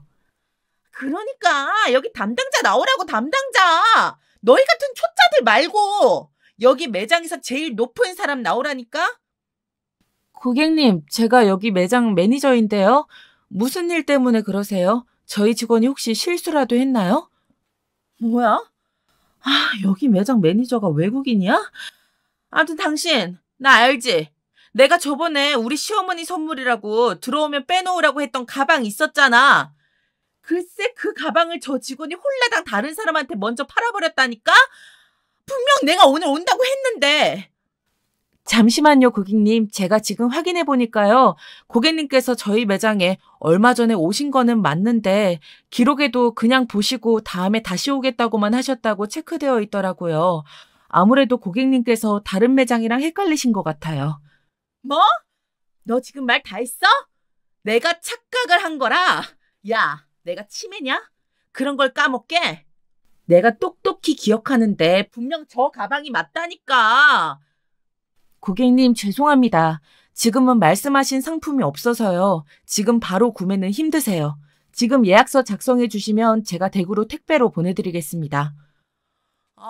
야, 너 새까만 게 등치만 커가지고 자꾸 위에서 사람 내려다보면서 안 된다고만 할 거야? 나 하도 올려다보니까 목 아파 죽겠네. 그렇게 죄송하면 아예 무릎을 꿇고 얘기하든가. 정말이지 말이 안 통하는 손님이었습니다. 나이도 많지 않은 분이 제게 외모 비하를 하는 것도 모자라서 아주 대놓고 갑질까지 하셨어요. 저는 아무래도 안 될 것 같아 백화점 경호팀을 부르기로 했습니다. 그런데 그때 매장 안으로 누군가 들어오더군요. 경수, 여기서 뭐 하시는 거예요? 엄마 선물만 사서 빨리 나온다더니 설마 백화점에서 무식하게 직원들한테 갑질? 뭐 이런 거 하고 계셨던 거 아니죠? 갑자기 들어온 남자는 진상 고객을 형수라고 부르면서 제 앞을 가로막고 섰습니다. 그러고는 조금 전까지 있었던 일을 매장 밖에서 계속 지켜보고 있었는데 자신의 형수라는 사람에게 설마 지금까지 항상 그런 식으로 하신 거냐며 화를 내더라고요. 도련님, 갑질이라뇨. 그 가방 어머님이 되게 마음에 들어 하시던 거라 제가 꼭 선물하려고 미리 매장에다 얘기해둔 거라니까요. 여기는 이 여자가 실수해놓고 모른 척 오리발을 내미니까 제가 정당하게 컴플레인을 하는 거죠. 제가 보기엔 형수가 제대로 예약도 안 해놓고 막무가내로 진상 떨고 계신 것 같은데요. 아무튼 잊지 마시고 그만하세요. 그리고 오수아 씨, 저기 위에 있는 가방 다 이 카드로 결제해 주세요. 그리고 오늘 있었던 일에 대해서는 제가 대신해서 사과드릴게요. 남자 손님은 제 유니폼에 달린 명찰을 바라보며 제 이름을 꼭 집어 불렀어요. 그러고는 가방을 꽤 여러 개 구매하셨어요. 오늘 일은 저희 매장 직원들에게 미안하다면서요. 저는 가방도 가방이었지만 그래도 그 정도에서 일이 잘 마무리되어 다행이라고 생각했습니다. 그래서 평소와 같이 가벼운 발걸음으로 퇴근을 했는데요. 그런데 제게도 드라마에서나 나올 법한 일이 생기기도 하더라고요. 글쎄 아까 그 진상 고객의 도련님이라던 바로 그 남자가 저를 기다리고 있더라고요. 오수아 씨? 정말 이렇게 만나게 될 줄은 꿈에도 몰랐네요. 만나게 돼서 너무 반갑습니다. 네? 저를 아세요? 저는 분명 오늘 매장에서 처음 본 남자였는데 남자는 전부터 저를 알고 있었던 것처럼 대하더라고요. 그런데 알고 보니 신기하게도 남자는 제가 대학 때 아르바이트로 찍었던 제약 광고를 우연히 본 적이 있답니다. 제가 했던 모델 아르바이트 중에 그래도 가장 큰 회사의 광고이긴 했지만 제가 알기론 신문이나 잡지에 가끔 껴서 나오는 광고 전단 정도로 만들어진 걸로 아는데 그걸 도대체 이 남자가 어떻게 기억하나 싶었습니다. 어느 날 우연히 본 광고지였는데 그 사진 속 외국인 모델에게 저도 모르게 첫눈에 반해서 하루 종일 얼굴이 아른거리더라고요. 그래서 도대체 그 모델이 누군지 혼자 막 찾아보고 그랬었어요. 그런데 너무 신기하게 몇 년 만에 백화점에서 당신을 본 거예요. 신기하긴 하네요. 사실 대학 때 모델 아르바이트를 많이 하긴 했었는데 전단 광고까지 찍은 건 그때가 딱 한 번이었거든요. 그런데 그걸 어떻게 기억하셨어요? 다른 사람들은 관심도 없었을 텐데. 남자의 말을 듣고 보니 신기하긴 했습니다. 다른 사람들은 관심 없이 스쳐 지나갔을 광고를 한 번 보고 저를 기억해줬다는 사실이 너무 고마웠어요. 그리고 남자는 막연하게 제가 분명 외국인 모델일 거라 생각하고는 절대 만날 수 없는 사람이라고 생각했었답니다. 그런데 제가 한국인이란 사실도 너무 좋고 우연히 이렇게 마주치게 된 것도 너무 신기하다고 이야기해 주더라고요. 저는 지금까지 살면서 저에게 이렇게까지 자상하게 대해주는 남자는 처음이었어요. 제가 아무리 제 콤플렉스를 긍정적으로 극복을 하고 살고 있다곤 했지만 사실 제 조건만을 가지고 지금까지 해온 연애들은 정말 다 거지 같았거든요. 이렇게까지는 말하고 싶지는 않았지만 만나는 놈들마다 다들 처음엔 제 외모만 보고 접근했다가 결국 나중에는 흑인 혼혈이라는 걸 아무래도 부담스러워하기도 했고 거기다가 제가 보육원에서 자랐다는 사실까지 알게 되면 전과는 다르게 저를 대하더라고요. 아예 제 앞에서 대놓고 저를 무시하는 말을 한 놈도 있었어요.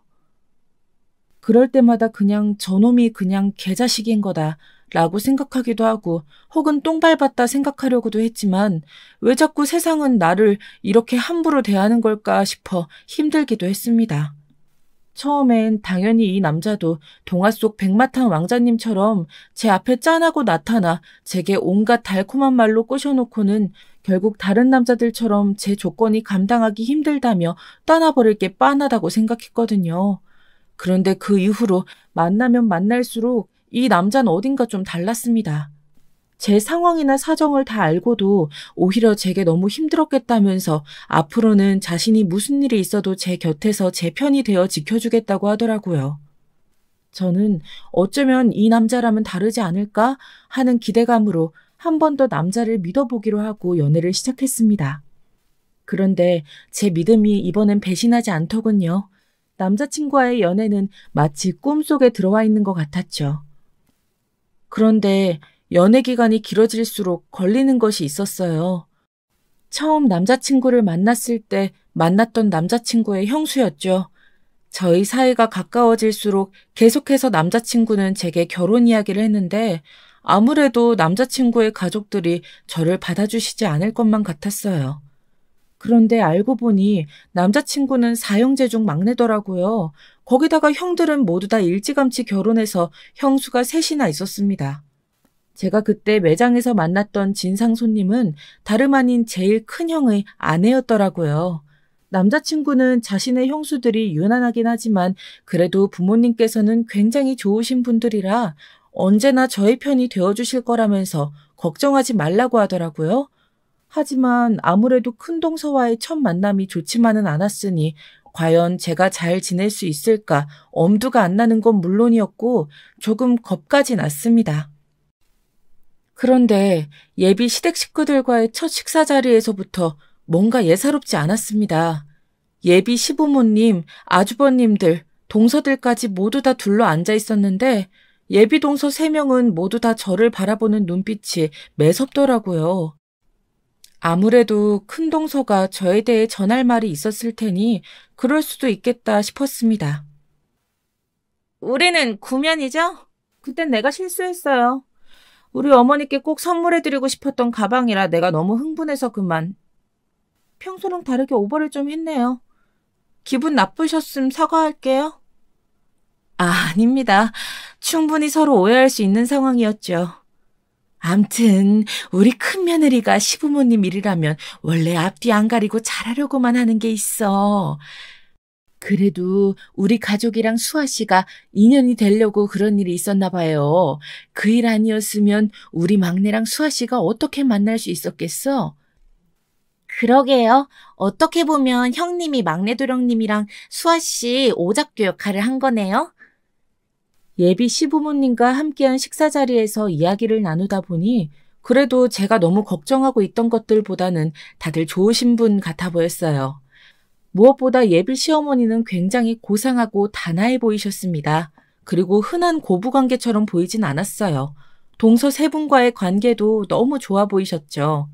그런데 식사 자리가 끝나고 자리를 정리하는데 저는 뭐라도 좀 도와드리고 싶어서 그릇을 정리해서 쟁반을 들고 주방으로 들어갔습니다. 그런데 그만 듣지 않았으면 좋았을 동서들끼리의 대화를 듣고야 말았습니다. 아무리 그래도 우리가 매일 쇼핑하러 다니던 백화점 직원이랑 한 식구가 된다는 게 말이 돼요? 어디 그뿐이에요? 거기다가 부모가 누군지도 모르는 고아리잖아요. 도련님은 아무튼 취향이 특이하시다니까요. 어떻게 근본도 모르는 저런 여자가 좋다고 결혼까지 하겠대요. 형님이 어머니께 뭐라도 이야기라도 하셔야 하는 거 아니에요? 그러니까 남들이 알면 우리 집을 얼마나 무시하겠어요. 우리 애들은 또 어떻고요? 아무리 요즘은 다문화라고 차별하지 말라고 한다지만 어디 그게 쉬워요? 나라고 저 키만 나무막대기처럼 크고 새까만 년이랑 동서지간으로 살고 싶겠어? 그런데 어떡해. 어머니 아버님도 다 뭐라고 안 하시는데. 내가 괜히 나섰다가 우리 남편한테 불이익이라도 생기면 동서들이 책임질 거야? 그런데 어머니 아버님도 이상하시지 않아요? 우리 결혼할 땐 엄청 까다롭게 구시고 상견례 때도 얄짤 없으시더만. 막내 도련님은 저런 말도 안 되는 여자를 데리고 왔는데 결혼도 허락해 주시고 도련님 승진까지 시켜주셨잖아요. 알고 보니 남자친구네 형제들은 나름대로 경영권 싸움을 하고 있었습니다. 예비 시아버지께서 공장을 몇 개 가지고 계셨는데 아들 넷이 모두 다 그곳에서 다들 한 자리씩 맡고 일을 하면서 눈에 보이지 않는 기싸움을 은근히 하나 보더라고요. 그러다 보니 동서들도 겉으로 보기에는 사이가 좋은 것처럼 보였지만 알게 모르게 그 안에 눈에 보이지 않는 경쟁들이 있는 것 같아 보였습니다. 사실 동서들이 한 말이 다 틀리진 않았어요. 사실 저도 궁금했거든요. 남자친구의 부모님께서 저를 보시고 제 조건에 대해 다 들으시고도 결혼을 바로 허락해 주셨거든요. 저도 이유가 궁금해서 그날 남자친구네 집을 나서면서 남자친구에게 물어보았습니다. 부모님께서 저에 대해 따로 한마디 묻지 않으시고 어떻게 바로 결혼을 허락해 주실 수가 있냐고요. 그러자 남자친구에게서 돌아온 대답은 의외였어요. 사실 이건 형수님들은 모르시는 건데 우리 어머니가 입양하셨어. 어릴 때 자기처럼 시설에서 지내다가 미국으로 입양 가셨는데 그때 입양해 주신 부모님이 2분 다 흑인이셨거든. 그래서 내가 미리 자기에 대해 말씀드렸을 때 어머니가 너무 안쓰러워하셨어. 그래서 어머니가 아버지도 설득해 주셨고. 저는 남자친구에게 이야기를 듣는 내내 눈물이 왈칵했습니다. 제가 남자친구를 만난 건 정말 바짝 말라있던 가뭄 같던 제 인생의 단비가 아닐까라는 생각이 들었을 정도였죠. 한편으로는 제가 이 남자와의 결혼을 꿈꾼다는 자체가 염치가 없고 욕심이 과한 건 아닐까 싶기도 했습니다. 그런 마음이 들수록 앞으로 남자친구와 더 보란듯 잘 사는 모습을 보여드리며 시부모님께도 잘해야겠다고 생각했습니다. 저는 그렇게 결혼식을 올리고 꿈만 같은 신혼생활을 보냈습니다. 제게도 가족이 생기고 유일한 제 편이 생겼다는 것만으로도 저는 전보다 훨씬 더 안정적인 삶을 누리며 살 수 있었습니다. 그런데 역시나 제가 우려했던 점은 쉽게 해결될 기미가 보이진 않았어요. 바로 동서들과의 관계였죠. 시댁 주변으로 형제들은 다들 10분 거리 안에 가깝게 살았어요. 그러다 보니 동서들은 아주 시도 때도 없이 자주 모였어요. 첫째, 둘째 동서는 결혼 시기도 비슷했고 아이들도 둘씩 있었는데 조카들 나이도 비슷해서 거의 매일 만나는 것 같더라고요. 그리고 셋째 동서는 저보다 2년 정도 빨리 결혼을 했는데 아직 아이는 없었습니다. 거기다가 저와 나이 차이도 별로 나지 않아 제 딴엔 가깝게 지내보려고 노력해봤는데 셋째 동서는 언제나 첫째, 둘째 동서 곁에 찰싹 붙어서 제게는 자꾸만 거리를 두려고 했습니다. 그것도 아주 티나게요. 그런데 옆에서 지켜보다 보니 동서들의 세계에도 눈에 보이지 않는 질서와 서열 같은 것들이 묘하게 있었습니다. 첫째, 둘째 동서가 겉으로 보기에는 굉장히 친한 것처럼 보였지만 알게 모르게 서로 경쟁하고 있긴 하더라고요. 아무래도 시아버지께서 아직 모든 경영권을 가지고 계시다 보니 각자 자신들의 남편을 시아버지의 뒤를 잇게 하기 위해 시어머니나 시아버지에게 점수를 따려고 굉장히 노력하는 것 같더라고요. 누가 시키지도 않아도 알아서 식사 준비나 집안일을 도우러 시댁에 매일 들리기도 하고 선물 공세도 많이 하는 것 같았죠. 그러다 보니 정작 본인 집이나 아이들 돌보는 것까지 다 신경 쓰기 쉽지 않다 보니 그런 일들은 셋째 동서에게 많이 시키는 것 같았어요. 그런 상황에서 셋째 동서도 양쪽을 오가며 줄타기를 하다가 이제 제가 생겼으니 저를 부려먹으려고 하는 것 같았죠. 동서? 형님들이 다들 애들이 둘씩이라 매일 애들 등하교에 학원 스케줄까지 있어서 정신없이 바쁘거든? 그래서 지금까진 내가 왔다 갔다 도와드렸는데 앞으로는 동서도 알아서 눈치껏 도와드려야 할 거야. 모르면 그냥 내가 시키는 대로만 하면 돼. 알았지? 뭘 어떻게 도와드려야 하는데요? 간단해. 애들 등교나 학교, 학원 시간 맞춰서 대신 데려다주고 데려오고 그리고 가끔 형님네 집에 가서 청소나 빨래도 좀 돌려주고 반찬이나 찌개에서 각각 나눠다 드리기만 하면 돼. 어때? 쉽지? 네? 그걸 왜 굳이 우리가 해야 하는데요? 형님들이 충분히 하실 수 있는 일인 것 같은데 만약 바쁘시다고 하면 조금씩 도와드릴 수는 있어도 그걸 어떻게 매일 해드려요? 저는 이해가 되질 않았습니다. 그래서 조심스레 꼭 그렇게까지 해야 하는 거냐고 물었죠. 그런데 셋째 동서는 그런 제가 이해가 되지 않는다는 듯 오히려 어이없어 하더군요. 말했잖아. 눈치껏 해야 한다고. 동서는 머리가 나쁜 거야? 눈치가 없는 거야? 어차피 앞으로 첫째 아주버님이나 둘째 아주버님 둘 중에 한 분이 아버님 뒤를 이어서 대표가 되실 텐데 우리도 나중 생각해서 줄은 잘 타야지? 네, 그랬습니다. 저희 동서들은 남편의 위치가 곧 시댁에서 자신의 위치라고 생각하는 것 같아 보였어요. 누가 그렇게 하라고 시킨 것도 아니었는데 마치 왕좌를 갖기 위해 정치 싸움을 하는 왕자들을 내조하는 아내들 같아 보였죠.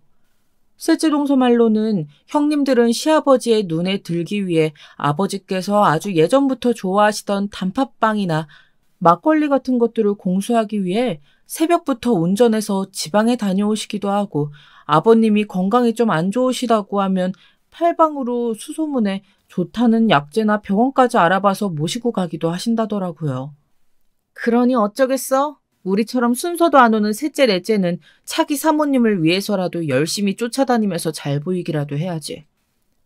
저는 물론 셋째 동서의 말에 전혀 공감할 수는 없었지만 이미 제가 이 집안에 들어와 가족들과 잘 지내보겠다고 마음먹은 이상 잘 버텨보자 싶었습니다. 사실 너희 시아버지가 너희 남편을 무지 예뻐해. 그런데 아무래도 자식이 많다 보니까 조금만 편애해도 애들이 난리가 나잖아. 그래서 아버지 나름대로는 공평하게 한다고 위아래 상관없이 하는 건데 그게 오히려 아들들 경쟁을 부추겼나 봐. 그래서 며느리끼리라도 사이좋게 지내야 더 큰 싸움이 안 나는 거야. 형님들이 저를 끼워주실까요? 끼워줄 때까지 기다리면 안 되지. 알아서 네 밥그릇은 네가 챙겨야지. 힘들어도 단순히 가족이라고만 생각하면 안 되고 이것도 하나의 사회생활이라고 생각하고 잘 지내려고 노력해야 해. 친정부모가 안 계신 저로서는 동서들 때문에 힘들 때마다 찾아갈 곳이 없었어요.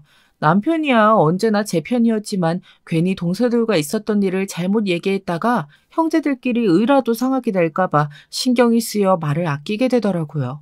그런데 시어머님은 그런 제 마음을 아셨는지 항상 먼저 제게 불편한 거는 없는지 힘든 일은 없는지 물어봐 주셨어요.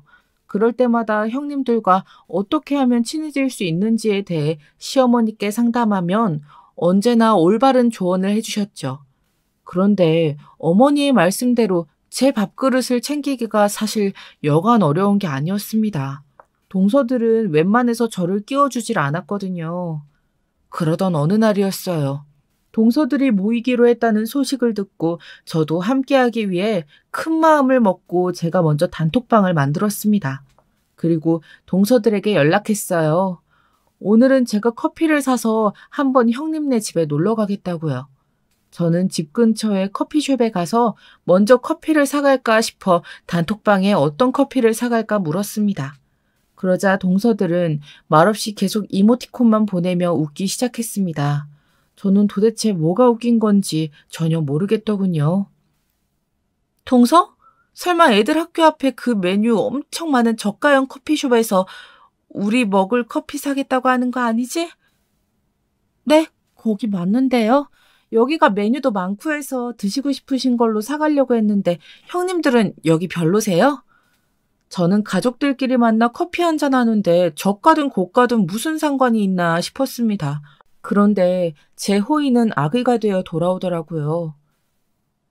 동서들은 아직도 막내 동서한테 우리는 스타벅스에서만 먹는다고 얘기 안 한 거야? 우리 가족이 됐으면 당연히 그것부터 다 알려줬어야지.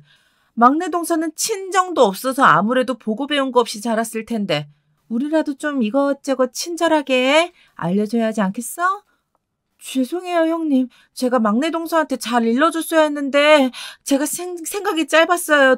동서, 내가 따로 겐톡으로 형님들이 좋아하시는 메뉴 보내줄 테니까 그것부터 달달 외워. 알겠지? 정말이지 기가 막혔습니다. 꼭 스타벅스에서 사야 한다는 것도 어이가 없어 죽겠는데 글쎄 스타벅스에서 각각 형님마다 항상 먹는 메뉴들이 있다면서 셋째 동서가 제게 장문의 카톡을 보내놨더라고요. 너무 웃긴 게 시럽 몇 번, 시나몬 가루 한 스푼, 휘핑 딱 한 번만, 오전에는 무슨 샌드위치, 점심엔 무슨 베이글 이런 식으로 굉장히 상세하게 적어놓았더라고요. 이건 뭐 절대 외울 수 있는 수준이 아니었어요. 메모장에 따로 적어놓지 않으면 주문도 할 수 없을 정도였습니다.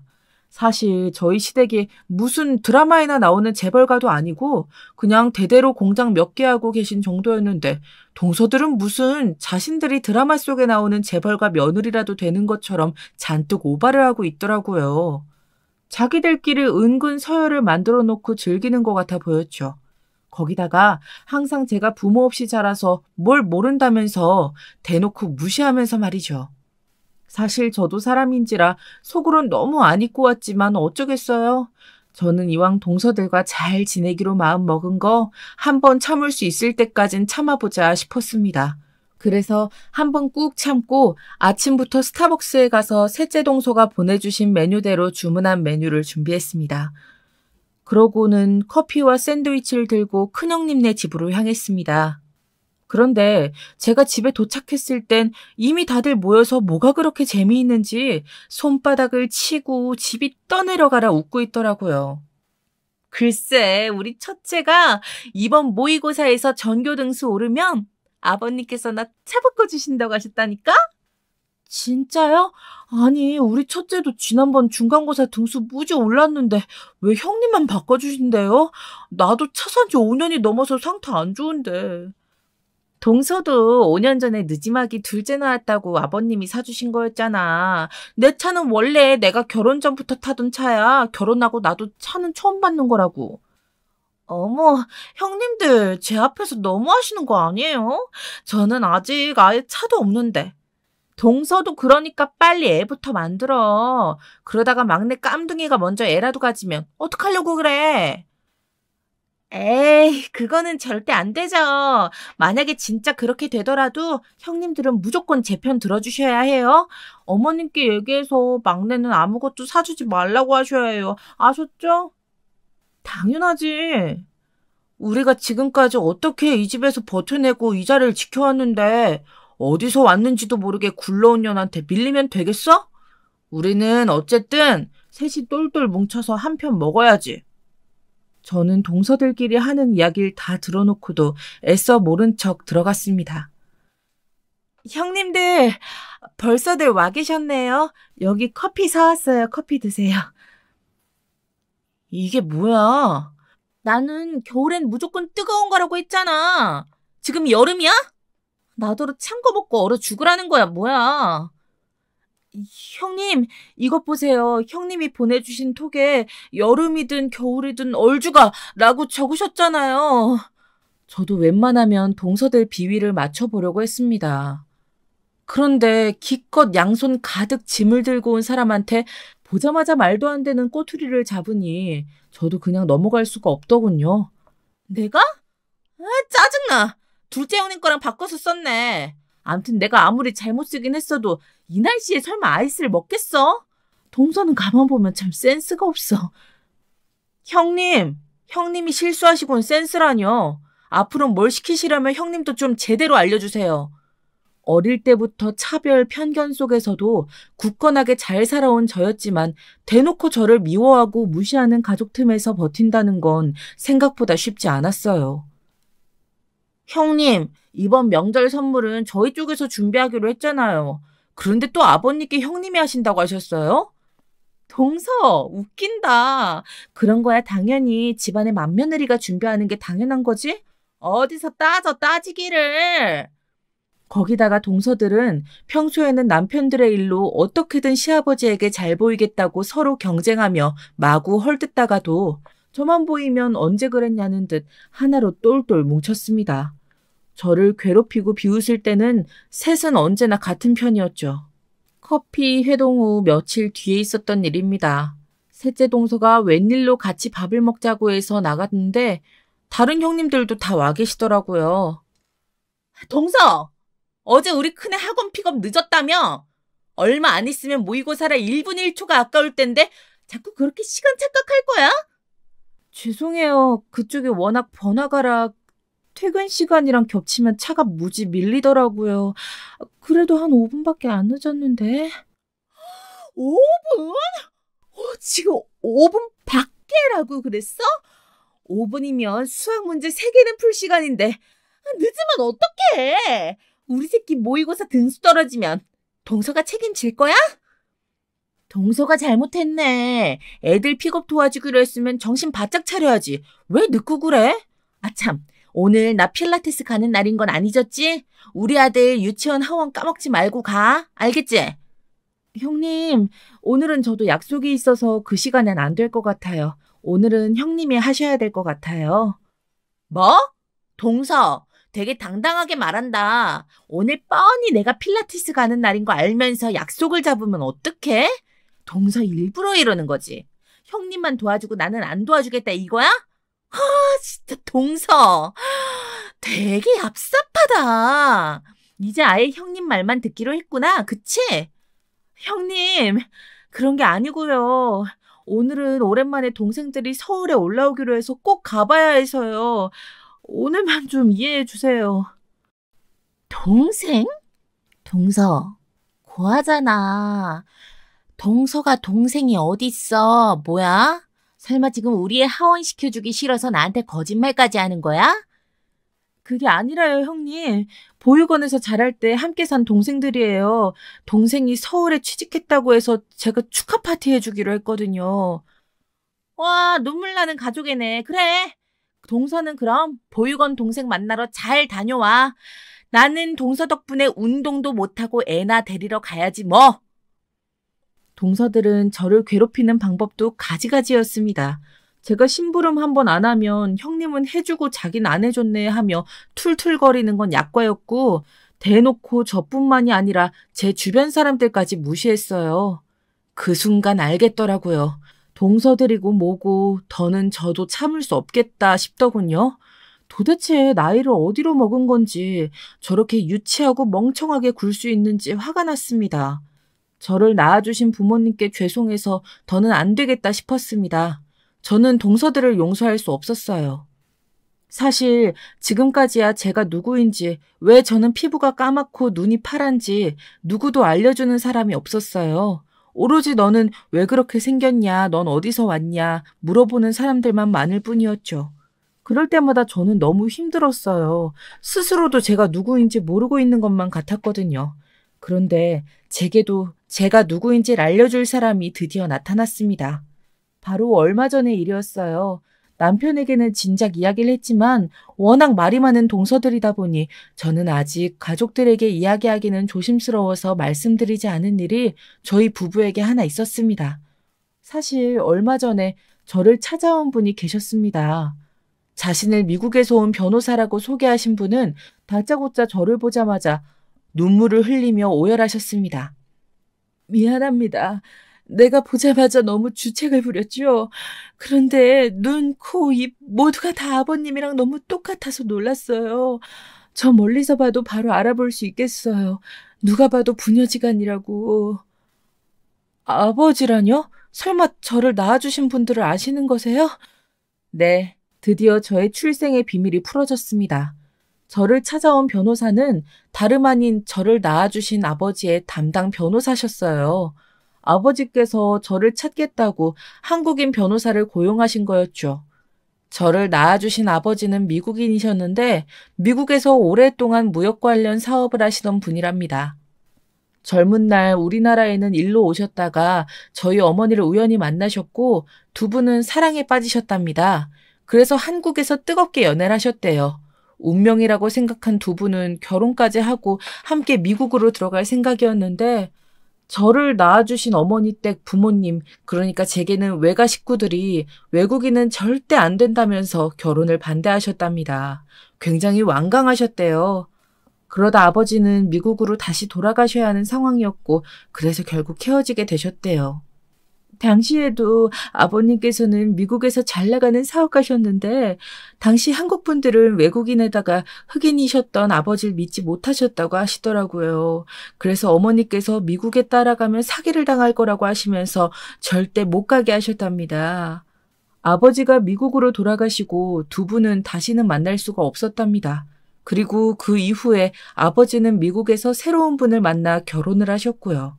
그런데 몇 년 전 말도 안 되는 일이 일어났답니다. 안타깝게도 아버지께서 암에 걸려 시한부 판정을 받으신 거였죠. 그렇게 살 날이 얼마 남지 않자 아버지께서는 꼭 하고 싶은 일이 있으셨답니다. 죽기 전 마지막 소원이 있으시다면서 젊은 시절 한국에서 헤어졌던 여자를 찾고 싶다고 하신 거예요. 꼭 한 번은 만나고 싶다면서요. 그래서 변호사를 고용해 한국에 들어가 당시 헤어졌던 여자에 대해 수소문하라고 시켰답니다.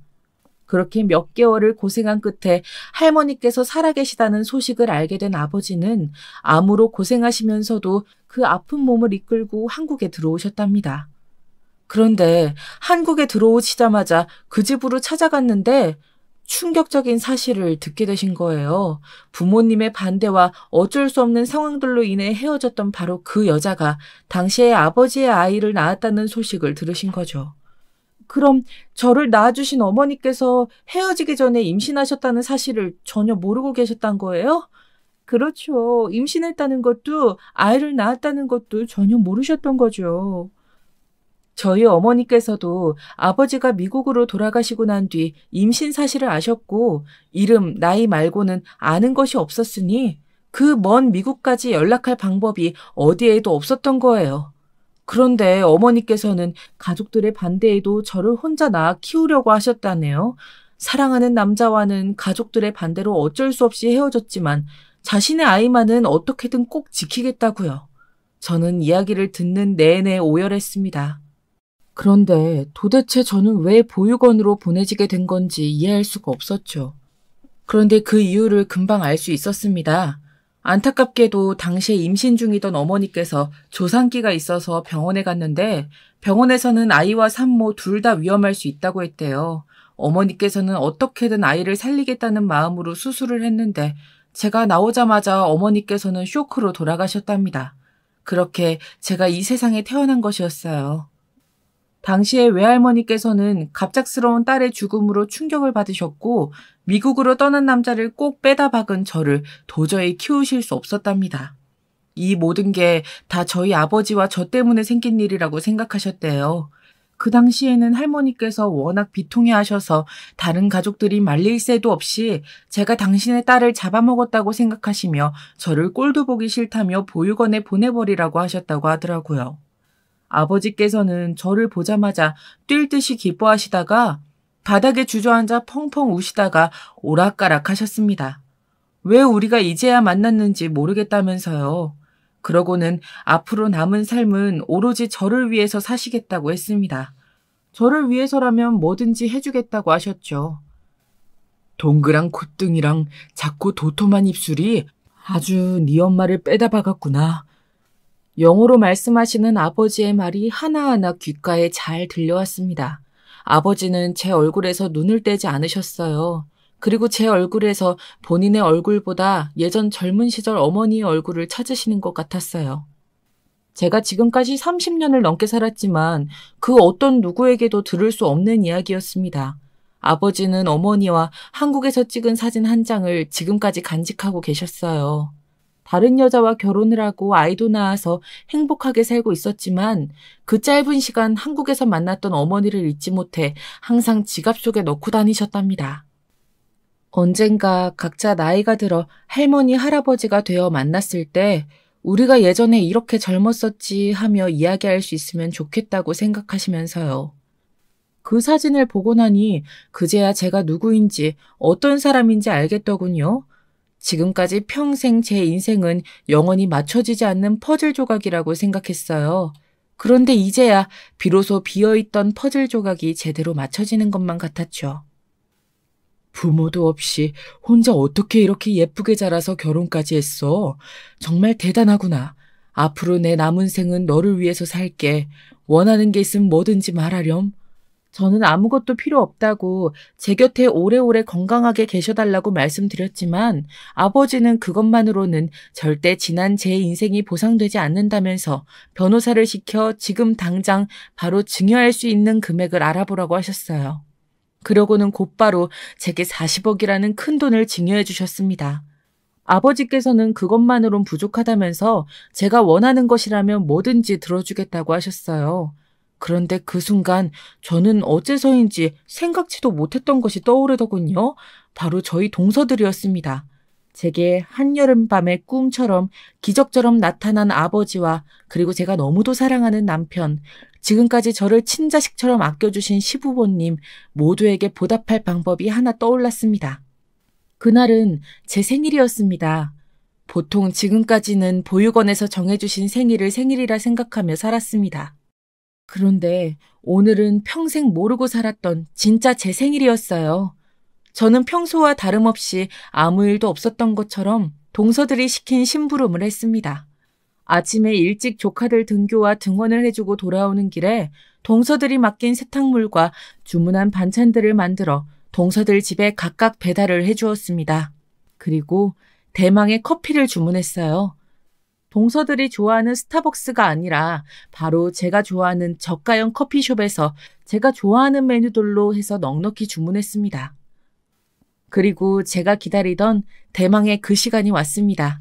그날은 조카들을 모두 다 픽업해서 우리 집으로 데려왔습니다. 그리고 동서들과의 단톡방에 톡을 올렸죠. 오늘 제게 너무 축하할 일이 생겨서 형님들과 같이 함께 축하하고 싶어요. 그래서 조카들 모두 제가 집으로 데려왔어요. 오늘 저녁 7시까지 모두들 저희 집으로 모여주세요. 다음 주면 애 모의고사인데 애를 집으로 데려가면 어떡해. 바로 독서실로 데려다 줬어야지. 동서가 축하할 일이 뭐가 있다고 이렇게 요란을 떨어? 나 오늘 필라테스 가는 날인 거 알면서 꼭 일을 만들어야겠어? 오늘 우리 신랑이 삼계탕 먹고 싶다고 했는데 동서 김치찌개 해다 놓고 갔더라. 동서는 아무리 개념이 없어도 그렇지 도대체 자꾸 왜 이러는 거야? 나 도와주기 귀찮아서 이러는 거야? 제게 축하할 일이 생겼다는데도 단톡방에서 동서들은 누구 하나 무슨 일이냐고 묻지도 않더라고요. 다들 지들 급한 일만 얘기하고 투덜거리기나 했어요. 사실 기대하지도 않았으니 저는 그러려니 했습니다. 그래도 그날은 제가 이야기한 대로 다들 시간을 맞춰서 왔더군요. 저는 제가 미리 준비해둔 저가형 커피들을 테이블에 준비해뒀습니다. 그랬더니 역시나 그걸 보자마자 동서들은 다들 또 한마디씩 했습니다. 이게 진짜 지금까지 오냐오냐 좋게 대해줬더니 아주 이제 기어오르네? 너 일부러 우리 엿먹이려고 불렀지, 이 깜둥이 년이. 아직도 급을 모르나? 우리가 같이 어울려주니까 뭐 같은 급인 줄 알아? 형님 참아요. 저게 아직 뭘 몰라서 저래요. 동서, 도대체 막내 교육을 어떻게 시키는 거야? 동서, 지금 제정신이야? 내가 커피 여기서 사지 말라 그랬잖아. 스타벅스에서 커피 좀 사라는 게 그렇게 어려울 일이야? 이럴 줄 알았습니다. 사람들이 참 일관성이 있으니 너무 고맙기까지 하더군요. 내버려둬, 거지 같은 게. 그 더러운 피가 어디 가겠어? 뭐요? 지금 거지라고 했어요? 더러운 피라고요? 이걸 보고도 그런 소리가 나와요. 저는 제 손에 꽉 쥐고 있던 통장을 활짝 펼쳐서 동서들에게 보여줬습니다. 그러자 처음엔 그게 뭐냐고, 왜 자신들에게 네 통장을 보여주냐고 짜증을 냈습니다. 그러다 셋째 동서가 자세히 제 통장을 들여다보고는 놀라서 입을 벌렸어요. 뭐야? 설마 40억이야? 동서, 어떻게 40억이 있어? 이 돈 다 어디서 난 거야? 뭐? 40억? 무슨 소리야 도대체? 첫째 동서가 제 손에 통장을 낚아챈 바로 그때였습니다. 먼저 와 계셨던 시부모님과 그리고 저희 아버지께서 방에서 나오셨어요. 너희 지금 이게 무슨 짓이야? 너희들 어른들 없을 때 막내한테 항상 이렇게 대한 거니? 어머니, 아버님, 거기 계셨어요? 네, 제가 다 계획한 대로였습니다. 명색이 제 생일인데 가족 모두 불러 축하를 하고 싶었거든요.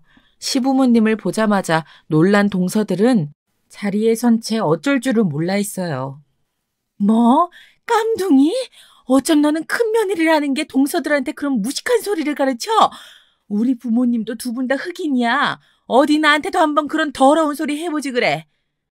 그 순간 케이크를 사들고 들어온 남편과 아주버님들도 들어오셨죠. 그리고 그때 모두가 있는 앞에서 저희 시아버지께서 허리를 숙여 저희 아버지에게 사과하셨습니다. 사돈, 죄송합니다. 제가 자식들 관리를 제대로 못해서 이런 일이 있는 줄도 모르고 귀한 따님 고생을 시켰네요. 한국말을 잘 못 알아들으시는 아버지는 갑작스러운 시아버지의 사과에 어쩔 줄 몰라 하시다 옆에서 변호사분이 통역을 해주시자 화가 나셨는지 얼굴을 붉히셨습니다. 너희들도 당장 여기 계신 막내 친정아버지에게 얼른 무릎 꿇고 사과드려. 어디서 가족끼리 피가 어떻고 급이 어떻고 하는 개소리들을 해? 내가 너희 가만둘 줄 알아? 죄송합니다. 죄송해요. 정말 잘못했습니다. 동서 미안해. 우리가 뭘 모르고. 동서들은 정말 바닥에 그대로 무릎을 꿇고 앉아 저희 아버지에게 그리고 제게 사죄를 했어요. 그런데 그 순간이었습니다. 저희 아버지께서 무릎을 꿇고 앉은 동서들 팔을 잡아 힘겹게 일으키셨어요. 그리고 변호사에게 뭔가 이야기를 하셨죠. 대표님께서 자신은 살 날이 얼마 남지 않은 사람이기에 누구를 미워하고 원망할 시간 같은 게 없답니다. 앞으로 따님과 행복하고 즐거운 일만 남기고 싶으시다면서 따님에게 드린 40억 말고 따로 사돈의 공장에 30억을 투자하고 싶으시대요. 그리고 조건이 하나 있답니다. 30억이요? 아니 무슨 조건이신데요? 당연히 들어드려야죠. 나중에 사돈께서 나이가 드셔서 회사에서 물러나시게 되면 형들 말고 딸과 사위에게 경영권을 이름해달라고 하시네요. 당연하죠. 예, 꼭 그렇게 하겠습니다. 그리고 따님 앞으로 미국에 있는 회사의 지분도 남기시겠다 합니다. 인생이란 정말 모르는 것이에요.